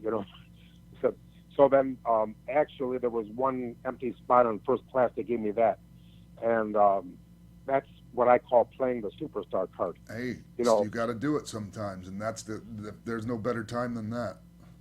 I'll tell you what, if I didn't make it home to be with my mom, that would have been it. I don't know if she would have lasted. Did you not tell me, Lanny, did you not tell me that the reporters were waiting outside your mom's house when you got there? Well, here's what happened. Randy died on a, it was like Friday, wasn't it? Friday it was morning. Friday. It was a Friday. It was May the 20th. Friday, May 20th. Okay. So then there was Saturday, Sunday, and the funeral was Monday. And Randy didn't want any hullabaloo. He just wanted to be cremated, and that's it. But they had a viewing just for the family. And so I go to my mom's house, and as I'm driving to the driveway, I see channel I forgot the channel 10, I think. Yeah. And the guy's name was Glasser. So I go in there, and I'll tell you what, I've only got 2 drops of Randy's blood in my body, and they found it. Okay? Because I'm like... Were they inside your mother's house? Yeah. Oh, you gotta be shitting me. And they were interviewing her. So I came in there bloodsuckers. I came in there with my brother's face on. You see what I mean? And, because I am not intense. I am laid back. Randy was intense. I was not. Right. But there's 2 drops in my bloodstream that says, yes, you are too. Okay? So I go in there, and I see a cameraman, and I see the guy with the microphone, and I knew who to blame. It isn't the cameraman. He's just a working man. Yeah. It is the guy with the microphone. And I walked up to him, and I said, he says, Lanny, she let us in. We have nothing, only the biggest respect. And I said, she's 84 years old. How do you live with yourself? Yeah. Get your things and get out now. Wow. And, but I had Randy's face on. Sure. Yeah. You and Randy don't look that much different, especially as kids. Looking at older pictures of you guys look pretty like brothers for sure back then. But I'll tell you who I'm nuts about. I'll tell you who's my, and I know he's a friend of yours too, Ted Webb. Oh yeah, Ted Webb. He's a legend in the Tampa Bay area, legendary broadcaster. So what I did was, I called him up and told him what this guy did. And he said, Lanny, do you want to come on a radio show and talk about it? I said, no, I'm not ready to make a public appearance yet. But what I will do, I'll send you an email. You read it on the air, and I'll be happy. So it was very brief. I just said, thanks to everybody for the love and affection and this and that and this and that. Unfortunately, some guy from Channel 10 News came into my mom's house, took advantage of her, and did an interview. And when I came back from the funeral, I looked on the internet, and they had it was on there. Oh, they put it on? Oh, wow. Even after you said that, wow. In other words, I thought I scared them, but not enough. You see what I mean? Sure. They don't love you. You understand? They do not love you. And no, they're bloodsuckers. By the way, they're bloodsuckers, bottom-feeding parasites. Listen, I don't know, what your constituency is if we're talking to tens of thousands, hundreds of thousands, or just you and I. Oh no, hundreds. I just want Hundreds to of say thousands. I want to say something in front of all your fans, Shawn. Yes, sir. I know what you did in San Jose. Thank you for taking up for Randy. Oh, I didn't even want to go there, but come on. I don't see how. I can't believe I'm the only one that said something. That's the thing, Lanny. Lanny, what did Shawn do? I'm getting emotional. Shawn, why don't you tell them? Okay. And we were talking about knobs. And, you know, we get there, everybody is just so sad, you know. And knobs, and this is, Lanny, you know, this is the show that Lanny ended up not coming to and going back with his mother. Okay. And so it was like a convention and, you know, a wrestling show mixed. And so we're all sad and tears, and in comes Knobs, and he's like, you know, faking a heart attack like Fred Sanford, going, oh yeah, and I just, oh my God, I got so pissed. I wanted to beat his ass so bad, Lanny, you know. And I got back to, when I got back, I was on Cowhead's show, and I actually called him out about it. So, and then he was all backpedaling after that, and I think he even called you, was like trying to apologize, but. Well, you know, what the fuck is so funny about that? I don't get that, you know, how you can make a joke. I'm going to tell you what, he did call me up, and he gave me his version of an apology and a denial together. In other words, if you're going to deny it, why apologize? If you're going to apologize, why deny it, right? Right. Okay, so what I did, I'm exhausted.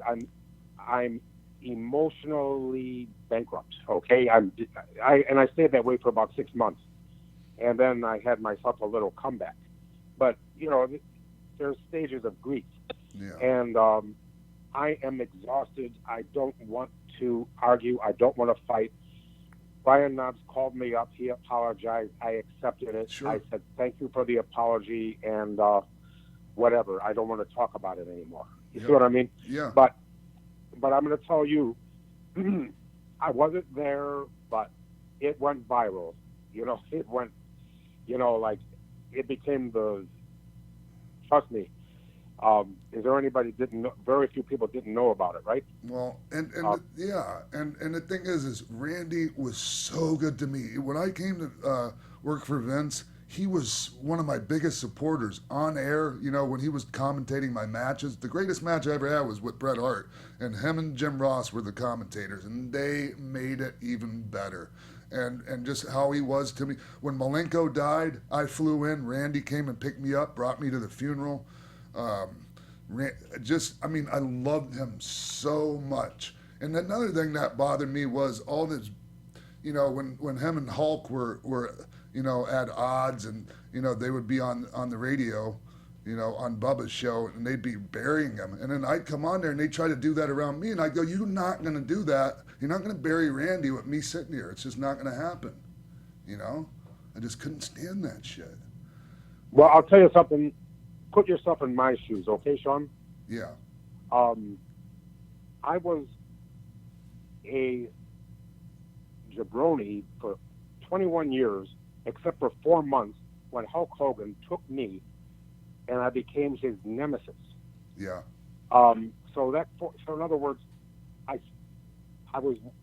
he was the neutron, I was the electron. Right. And I knew that when it was over, you know, nothing lasts forever, and he would stay the neutron, the nucleus, and I would drift off into the ebbless tide. But when I think back on my career, I have selective amnesia and only want to remember the 4 months that Mr. Perfect and I were against Hulk Hogan. Yeah. And, you know, I made 23 appearances in Madison Square Garden. Twice I was on the main event. So when Randy and Hulk were having their wars, I found, just about 2 years ago, I was on Fox News, and it was right after Hulk got in trouble with the N-word. Sure. And they asked me about it, and I said, I refuse to pull my friendship out underneath Hulk Hogan. And I said, he is not a racist. He is not a homophobe. That's right. He was going through a horrible situation at the time. His son was facing felonious vehicular manslaughter charges, and and his. And he was using a lot of substances at the time, and he's the first to admit it. He was using a lot of substances at the time, Lanny, and he's the first to admit it. But see, here's where I'm caught in the middle. I love my brother, but I love Hulk Hogan too. Yeah, sure. And I'm going to tell you what, Shawn, looking you in the eye, if I could right now, when you take a jabroni and you make him a star for 4 months, how would I live with myself if I was not grateful for that? No, I agree. I don't agree with you calling yourself a jabroni, but I can agree 100% with your sentiment because, I mean, Hulk's done a lot of stuff for me in the past too. I mean, so I feel you. Just being on his team in NWO, I was so grateful for. Well, I'll tell you what. I'm not going to go up to Hulk Hogan and say, "What have you done for me lately?" Because what he did for me in 1989 and 1990 was good enough. I made an appearance on Regis Philbin because of that. When I go to different places to sign autographs, I wouldn't be important enough to do that if it wasn't for the thing with Hulk Hogan. You see what I mean? So even now, I'm enjoying the fruits of that labor. Right. So I know we were talking a long time, and about an hour ago, I don't remember what it was, when I talked about Dominican Republic. Right. And I was feeling sorry for myself because of my divorce. I would like to, for everybody listening to the sound of my voice, Thanksgiving is coming up. Let's all be grateful for what we have and not be mooning and spooning of what we don't have. Have an attitude of gratitude and say thank you. And for Hulk Hogan, I refuse to ever say one bad thing about him ever, because of what and he's not done anything for me since. Sure. But does he have to? Now, can't I just be glad of that? Lanny, is it true that your brother and Hulk saw each other before he passed away and kind of made a little bit of peace? Okay, it was about a month before Randy died.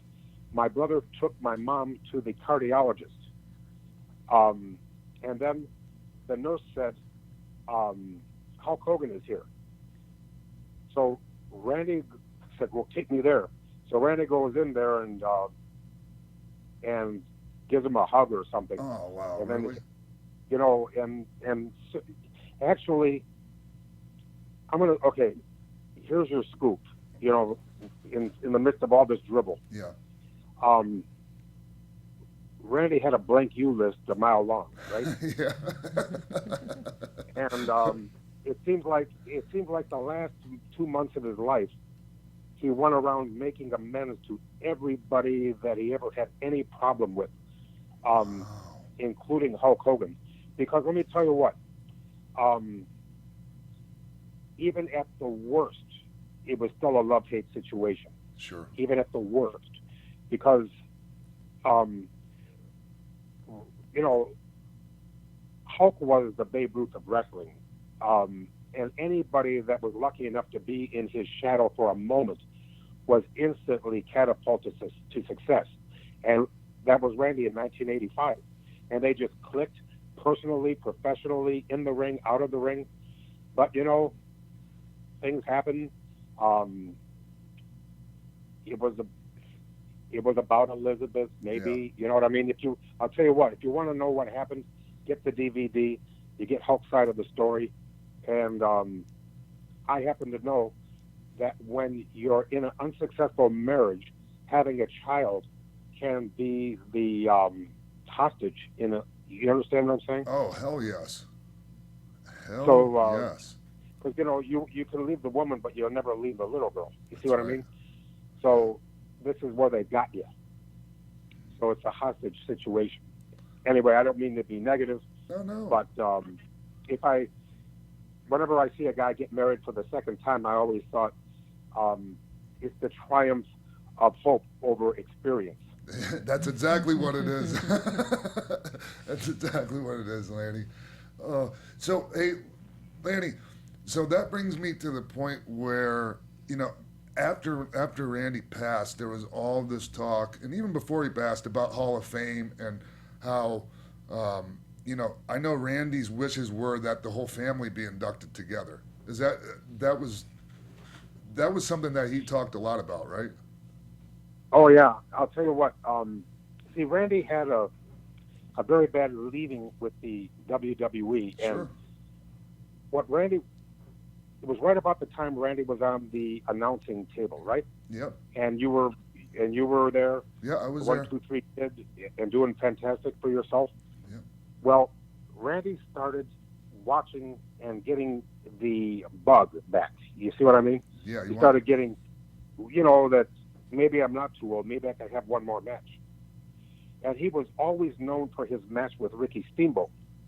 So he thought that he could possibly start a little something with Shawn Michaels, and then have a 2-year program, and then have the showdown at WrestleMania.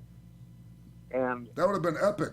Yeah, that would have been such a cool match. Hell yeah, and Randy was still that good that he could have pulled that off big time. And he was gonna, his intention was to have a match, hair versus career, where Shawn Michaels would shave his head, or Randy would give up his career and go to the announcing booth. And Randy would drop the match, go back to the announcing booth, but he wanted to end his career with a better match than he had with Steamboat. Oh wow! And that would have been the opponent to do it with. That would have been the opponent, Shawn and Randy. Wow. And the thing, but when you, okay, I'm gonna go back in history. When Buddy Rogers defeated, when Bruno Sammartino defeated Buddy Rogers, right? Yeah. That was a shoot. Was it? Because I heard that Buddy was. I heard Buddy had heart problems and that it was over real quick. No, Bruno walked over, put him up on a bear hug. He says, "Give up, or I'll break your back." Oh, Jesus. And yeah, Buddy had heart problems, but or that's what he said. You see what I mean? Sure. Listen, I got the story from Buddy and Bruno, and I know whose story had the hole in it. Okay. Yeah. So, and before that, you know what happens when a guy becomes a mega star? He doesn't want to lose, right? Exactly. So, Absolutely. So you got Argentino Rocca against Buddy Rogers, and Vince McMahon Sr. wanted Buddy Rogers to win. Rocca didn't want to lose. So Buddy was a very charming guy. Did you ever meet him? I never had the. Actually, I did, but it was very early, and I never got to spend any time around him. Well, Buddy said, "Okay, Daddy, here's what we're gonna do," and he's real charismatic when he spoke, Right. And he says, and he's charming too, he makes you fall in love with him. So he goes, he says, "I'll win the first fall, you win the second fall, and the third fall. 2 out of 3 fall match." Yeah. So he goes out there, wins the first fall, and everybody goes home. The fans go home. The referee goes back. Buddy leaves. He told him there was going to be a 2 out of 3 fall match. Yeah, and it was just a 1 fall. That is so good. Yeah, it's just a 1 fall match. That was so. The joke's on you. That's great. That actually worked on Rocca. Yeah, well, Buddy is a very persuasive guy, and anyway, I heard Rocca had a hell of an ego, huh? Like, and that kind of speaks to that. What's that? That kind of speaks to the reputation that Rocca had for having an ego. Well, listen, it happens to almost everybody. Sure. Like the Montreal screw job and everything. But here's Randy. All he wanted was to lose right in the middle and end his career, but be known as having an even better match than he did with Steamboat. That's all he wanted out of life. I never heard that before. And then so he goes and he actually calls me up, and whenever he called me up, it didn't matter if it was 2 in the morning because Randy was a light sleeper. Me, I'm a heavy sleeper. No, but he would go, "Hello," And I said, hello? He said, this is Randy. I said, yeah, well, no shit. Like, so he says, I'm going to bounce something off of you. And he told me the whole man, he wanted to get Shawn Michaels. He wanted to pour a glass of champagne to Shawn Michaels' career, and he would have drink to his health and everything, and then take the bottle and break it over his head and start Macho Man against Shawn Michaels for 2 years. And it was like a feud from like the Hatfields and the McCoys, you know, like this after this after this. And he says, what do you think? And I said, well, I sound like it's going to be fantastic. He said, that's how I want to end my career. I want to have 2 matches to be proud of, not just one, you know, and end my career with the Shawn Michaels Savage match. And so he goes to the powers that be, and they said, well, we're having a youth movement, and the best thing you can do is stay on the microphone. Ooh, I'm sorry, I didn't realize I was elderly. But I think I'll get a second opinion if it's okay with you. Yeah. So that's when the WCW didn't think he was old enough, you know, that old, that he couldn't hold. And then he said, I want to do it in the ring. Because, you know, he still felt he had the urge to go out and prove he was a great athlete again. Well, and he did. Well, I think he sure did, yes. Yeah. But let me ask you, Shawn, I know that you loved wrestling so much. Yes. I know that you loved it before you got in, during, and not even now. Till the day I die. Till the day I die, I'll love wrestling. Yeah, you have a passion, and you're very appreciative of wrestling. But let me ask you this. I'm going to ask you a question. Okay. And I'm speaking to the little boy in you, the fan in you, the person who said, wow, this is the greatest I've ever seen. Okay? He's listening. And that you would cut school to be, you'd rather do anything, cut anything just to be in the wrestling. How'd you know, Lanny? I used to cut school every Wednesday to go to the sportatorium. Yeah, you know, the thing is, that is a passion that you had. So let me ask you this. As a fan, don't you feel cheated that you didn't get to see Macho Man against Shawn Michaels? Yeah, now that I actually just heard that, yeah, man, I feel really cheated. I'm sure a lot of people that hear this are going to feel cheated too. Okay, well, I don't mean to be negative. No, but that's just it's a true story. Truth is a truth. But Randy, it's true that Randy and Hulk got together at the end there. Yeah. And it's true that Randy, but I'll tell you what, after my father died in March 4th, 2010, you know, we went to Chicago, had the funeral. Randy gave me the job, you better fill up the church. I said, my God, that's a lot of pressure. That's a Monday. Right. You know, I mean, how am I going to fill up the church in Downers Grove, Illinois, when all my dad's friends are dead? So thanks to Facebook and all my cronies that I knew from Downers Grove, Illinois, I don't say it was a sellout, but I mean, it was a pretty good house. Nice. So, and I felt pretty good about that. But then we got back to Tampa. I mean, we got back to the Tampa airport, and then to, you know, Randy lived in Seminole, I live in Largo. Right. And Randy he said, come over. And I said, oh, fuck, I gotta come over. And I said, he sounded terrible. And so I go over there, and he's absolutely shit-faced drunk, okay? And God knows what he's taking. You know, he's on his ass, and he's crying.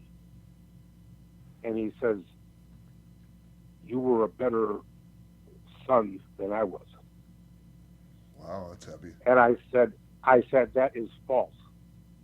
He says, how is it false? And I said, my God, when my dad became an invalid, you know, you got him that bathroom, or the hospital bathroom, the high tech, and the bed that you give invalids. And then when he was still young enough to travel, he sent my parents first class to Europe, Japan, Hawaii. He brought him to Jerusalem too, because he brought him there after he and I were there together on a tour. We were there That's on right. Easter Sunday, and then he loved it so much he decided he was going to bring your parents. That's right. That's right. I'm glad we have a witness. Yes, sir. He did all these things. He took my parents, sent them to Jerusalem, sent them to Japan, Hawaii, any place they wanted to go, until they begged him, please, we're old. Stop taking us places. I mean, we don't want to go anywhere. We've seen everything we can see. Yeah. You know, we're exhausted. You know, getting in, because, I mean, being in Jerusalem is great, but getting there is a pain in the ass. Your brother and I actually saw the tomb of Jesus Christ together.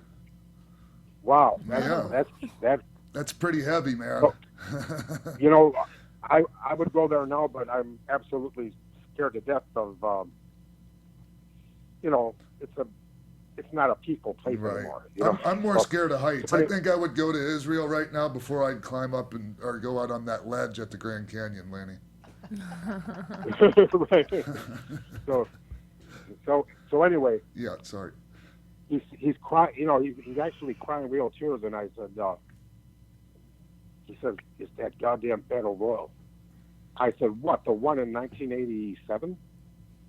He says, yeah, I couldn't get that in the Battle Royal. And what happened was,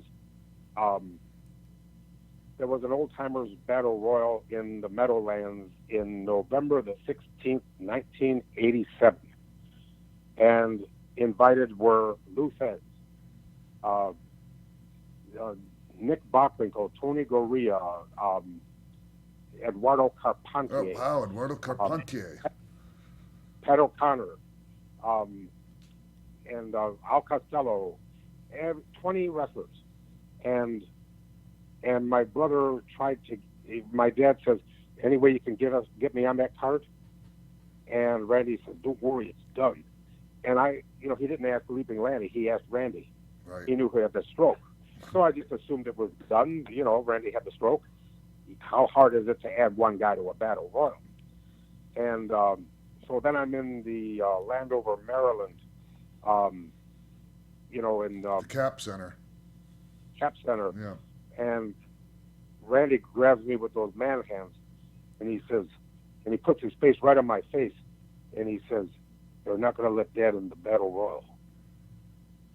Why not? I said, why not? He said, why not? He says, because they're no good, blank, blank, blank, blank, blank, blank. So, I mean, I don't want you to fill in the blank, but it was a streak of rudeness. So, so then I remember after the Battle Royal, the Chief J Strongbow has a cast on his arm in a sling, and he says, Randy says, what happened to you? And he says, Luther threw me over the top rope in the Battle Royal and broke my arm. And there was about 10 of the boys in the room, and Randy says, Luther didn't break your arm. You're too fat. You're a disgrace to the business. You have no business in the ring. He says, you broke your own arm. And I, after that was over, I said, why are you acting like that? He says, what's the difference? I was nice to everybody, and they don't like me. They have no respect for me, and they have no respect for Dad, so screw them. And so then, okay, I tried to keep Randy's wishes, okay? Sure. It was like right after Randy died, they had a WrestleMania in Miami, and then John Laurinaitis called me up, and he asked if I could put Randy in the Hall of Fame, and I said Randy's wishes were the whole family get in the Hall of Fame, Randy, Lanny, and Angelo.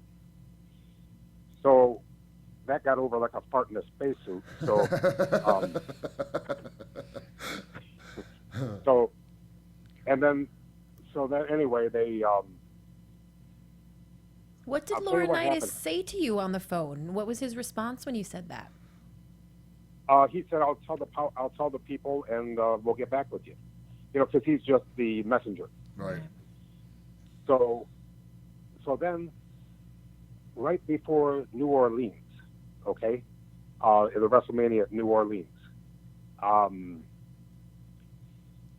get a call from Mark Carano. Yes.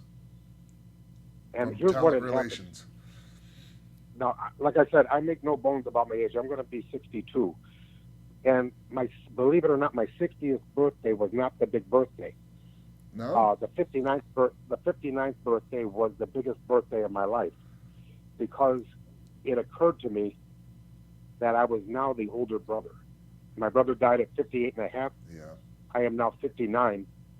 And listen, the ICW wasn't even my idea. I never wanted to do that. I didn't want to be opposition. Right. I'm a go with the flow type of guy. I don't want to do things the hard way. I want to do things easily. You know, I just want to go wrestle, and that's enough. Yeah. So a lot of times in my life, I didn't get my way. So what happened was, I'm thinking it over, and I said, wait a minute. I'm the older brother now. I get to make unpopular decisions now. And then I thought about, now I'm not a Trekkie, but I do enjoy Star Trek. And I thought about the needs of the many outweigh the needs of the few, or the one. Thank you for saying that. Yes. So that was Spock in the Wrath of Khan. And, you know, like I say, I don't go to Comic-Cons all dressed up as a character. But, I mean, I enjoy Star Trek anyway. So Mark Carano calls me up, and I said he wants to do an interview for me for the WWE Network. And I said, Mark, I've given it a lot of thought. I am now the older brother. I get to make unpopular decisions now. And I have decided that the Macho Man needs to go in the Hall of Fame. And he goes, oh, wow. Oh, I can't believe it. And by the way, my mom still isn't talking to me. You know what I mean? She says, you can't do that. It was his wishes. Listen, this is it. And I said, let me tell you about his wishes. He got a lot of his wishes. When am I going to get some wishes? Right. I said, I'm the older brother. This is my wish. And the needs of the many, the millions of Macho fans outweigh the needs of... What's that? I was just going along with you. The millions of people that it means so much to. Yeah, it's like, and there wouldn't be a Macho Man if it wasn't for the Macho fans. Right. So what do you want to do? Punish the people like with Bruno Sammartino? He should have gone in the Hall of Fame back in 1970. As soon as they had a Hall of Fame, he should have been the first guy. Yeah. You know, but now it's like they finally put him in, and all his fans are dead. Nobody remembers him. I mean, you know, they have to learn about him, and that's all. Sure. But, I mean, it got over in New York because obviously New York is, you know, they still know him there. But like, I hear you. I totally hear what you're saying. It should have happened earlier. Yeah. So anyway, they call me back. Mark Carano calls me back, and he says, look, here's what we're going to do. We only have one posthumous inductee per year, and this year it's Paul Bearer. You can, if you can just kayfabe, please. Don't tell anybody. Don't tweet. Don't do anything. We can do it in San Jose. Yeah. In the meantime, you come in, make interviews, this and that, you know, and I agreed to the DVD, this and that. And video game stuff. No, Randy actually made that deal himself before he passed, right? The video games. That's true, yes. So things were starting to thaw out a little. Yeah. But, see, the thing is, the final piece of the puzzle was he never made peace with Pat Patterson. He blamed Pat for the Battle Royal. Oh, wow, that's boy, to carry some resentment like that around with you for so long. Oh, you know something? Don't do it. Hate will make you ugly. Yeah. You know, hate. You don't hurt the person you hate. You hurt yourself. It's like if I hate you so much, I drink poison. Yeah, you're showing them. What's that? You're showing them. So anyway, so my point is, sorry? No, you were talking about how he made peace with Pat, or he hadn't made peace with Pat. No, he didn't have to make peace with Pat. He would have. One of his biggest regrets is not beating the shit out of TJ Strongbow and Pat Patterson in the same punch. You know, but of course, you know, you would be accused of hitting an old man. I didn't know he had heat with Pat, but I knew he didn't like Chief very much. I did know that. Well, I'll tell you what, between the two of them, I prefer Pat. Chief was just a miserable guy. Yeah, that was pretty much his demeanor. We got along with him really good, but like he was pretty miserable. Yeah, you're right. But Pat at least was upbeat. Yep. You know, funny to be around, always laughing. Yeah. Yeah, he was, and I'll tell you something too.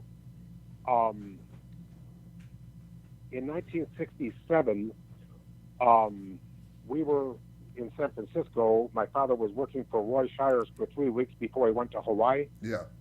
I saw Pat Patterson and Ray Stevens against Pedro Morales and Pepper Gomez. Yep. Everybody in their prime, nobody with the excuse I'm too old. And Shawn, I promise you, at the time, you never saw a better match. Of course, now it's been surpassed by other people, okay? But in 1967, for your entertainment dollar, I defy you to find a better match anywhere. Yeah, that's what I heard. I would love to have seen some of that stuff because I heard that, I mean, you know, Pat and Ray, as far as the tag team goes, were just light years ahead of everyone else. And see, this is the thing. If you don't like somebody, just say you don't like them, but don't knock their work. How dare you? Yeah. Pat Patterson and Ray Stevens were the greatest heel tag team ever. And I'll even go so far as say that I was more impressed with Pat than Ray. Oh, wow. Yeah. There's usually one guy that shines higher, you know. And I don't know. And Randy always knew. And whenever we discussed Pat Patterson, he says, "Hey, we will never knock his work." Right. You see what I mean? And never knock his brain in the business. So his ideas were excellent. You know, he invented the Royal Rumble. Yeah, which is an amazing concept for wrestling. It's it's like I think it got over. Yeah. You know what I mean? Yes. They do it. You know. Yeah. Do you still watch the modern day battle royals and the pay-per-views? Do you ever tune into like Raw or SmackDown? Well, here's the problem. I'm, you know how Shawn loves wrestling? Yes. I loved wrestling.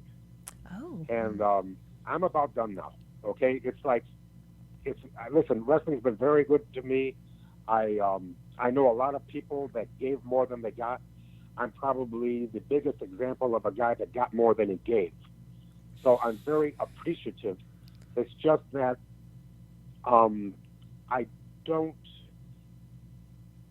I wouldn't rather watch wrestling than a baseball game. I wouldn't, you know what I mean? I just, like I say, I'm only going to be alive for a finite number of years. I hope it's a lot of years. I'm very happy on Earth, but I'm not going to spend 3 hours on Raw. Me neither. I might get heat for saying that, but me neither, Lanny. Time is our most valuable commodity. There is nothing more valuable than time, Lanny, and you're right. I don't want to spend 3 hours every Monday. But I don't want to be one of those old timers that knock the new guys. And I think a lot of what I've seen is a lot of great talent. But here's their handicap: writers. Yeah. Okay, how are you going to get a personality like Rowdy Roddy Piper, Jake the Snake Roberts, Macho Man Randy Savage? You can't have a personality like that because they're writing it, and of course you're reading it. And it's obvious. You know what I mean? You sound like a guy reading because that's what you're doing. Exactly. And now the news, you know. Yeah, it's pretty. It's some of it's really uncomfortable to watch. It's like watching a really bad soap opera. Yeah, I was about to. I was going to say, go blank yourself, San Diego. You know that? Oh yeah, like Anchorman. Yeah, Anchorman. Yeah. Yeah. Oh, my favorite thing to do is if I'm talking to a girl. Yeah. Or if it's like a social situation and I'm just making my first impression. You know, I just say, I'm kind of a big deal. And they either know what I'm doing or don't know what I'm doing, but either way it's fun. Nice. Because wasn't that the greatest thing when he says, people know me, my home smells like mahogany, and I'm very important. Sure. Well, take my word for it. Hey, one more thing real quick, Lanny. You know, a lot of people were sure that there's no way Randy would have wanted Hulk to induct him into the Hall of Fame. Now, obviously, you thought different, and I thought it was actually fitting myself. Well, first of all, I didn't choose Hulk Hogan. Secondly, if I were given a choice, I would have picked Hulk Hogan. I thought because so. I am so, that would be the final olive branch. Yep. I personally love Hulk Hogan. I know Randy really did too. Some of the trouble was because of the Elizabeth thing, okay? Sure. But it was a no-win situation because I know how it is to have a hostage of having a daughter. Well, Hulk had a hostage of a daughter and a son. Yeah. See what I mean? Yep. And it was just, you have no idea the pressure that you have trying to keep a marriage together and trying to do the right thing for everybody. And it ends up not working out too good because I know from personal experience.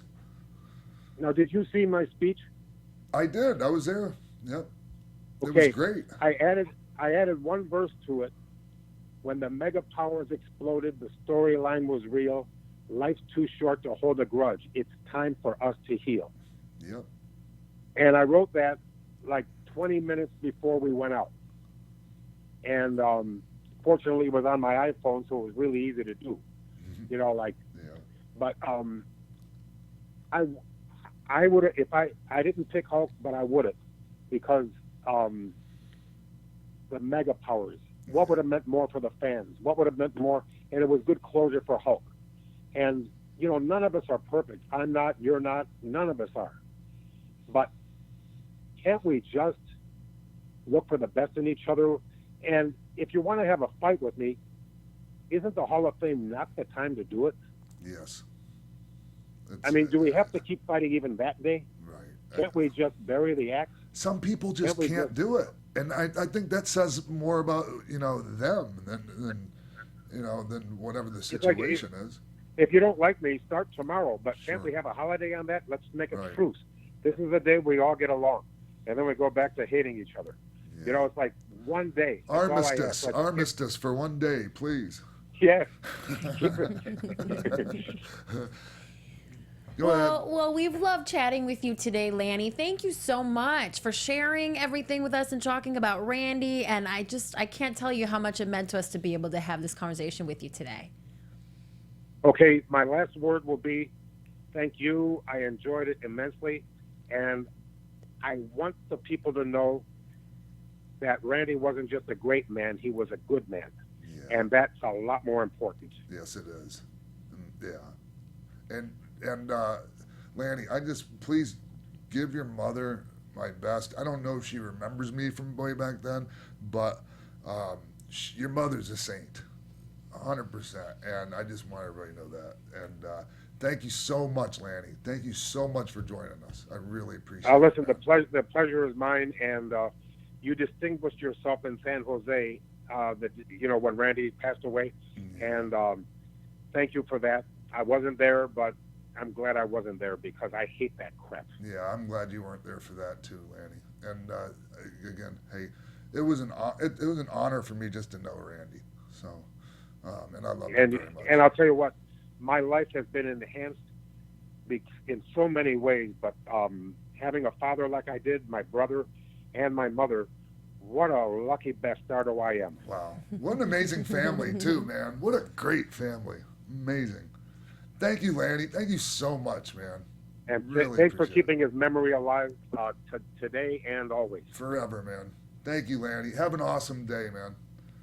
You too. Bye-bye. Okay, thanks. Bye-bye. Wow. Oh, wow. That was truly fantastic. And we will be right back with more X-Pac 12360 to chat about it. Stay tuned. Hey guys, Maria Menounos here. We want to let you know about my new show on SiriusXM Stars Channel 109. It's called Conversations with Maria, and it's live Monday through Friday at 10 a.m. Pacific, 1 p.m. Eastern. Go to conversationswithmaria.com for more info. Buzz you later.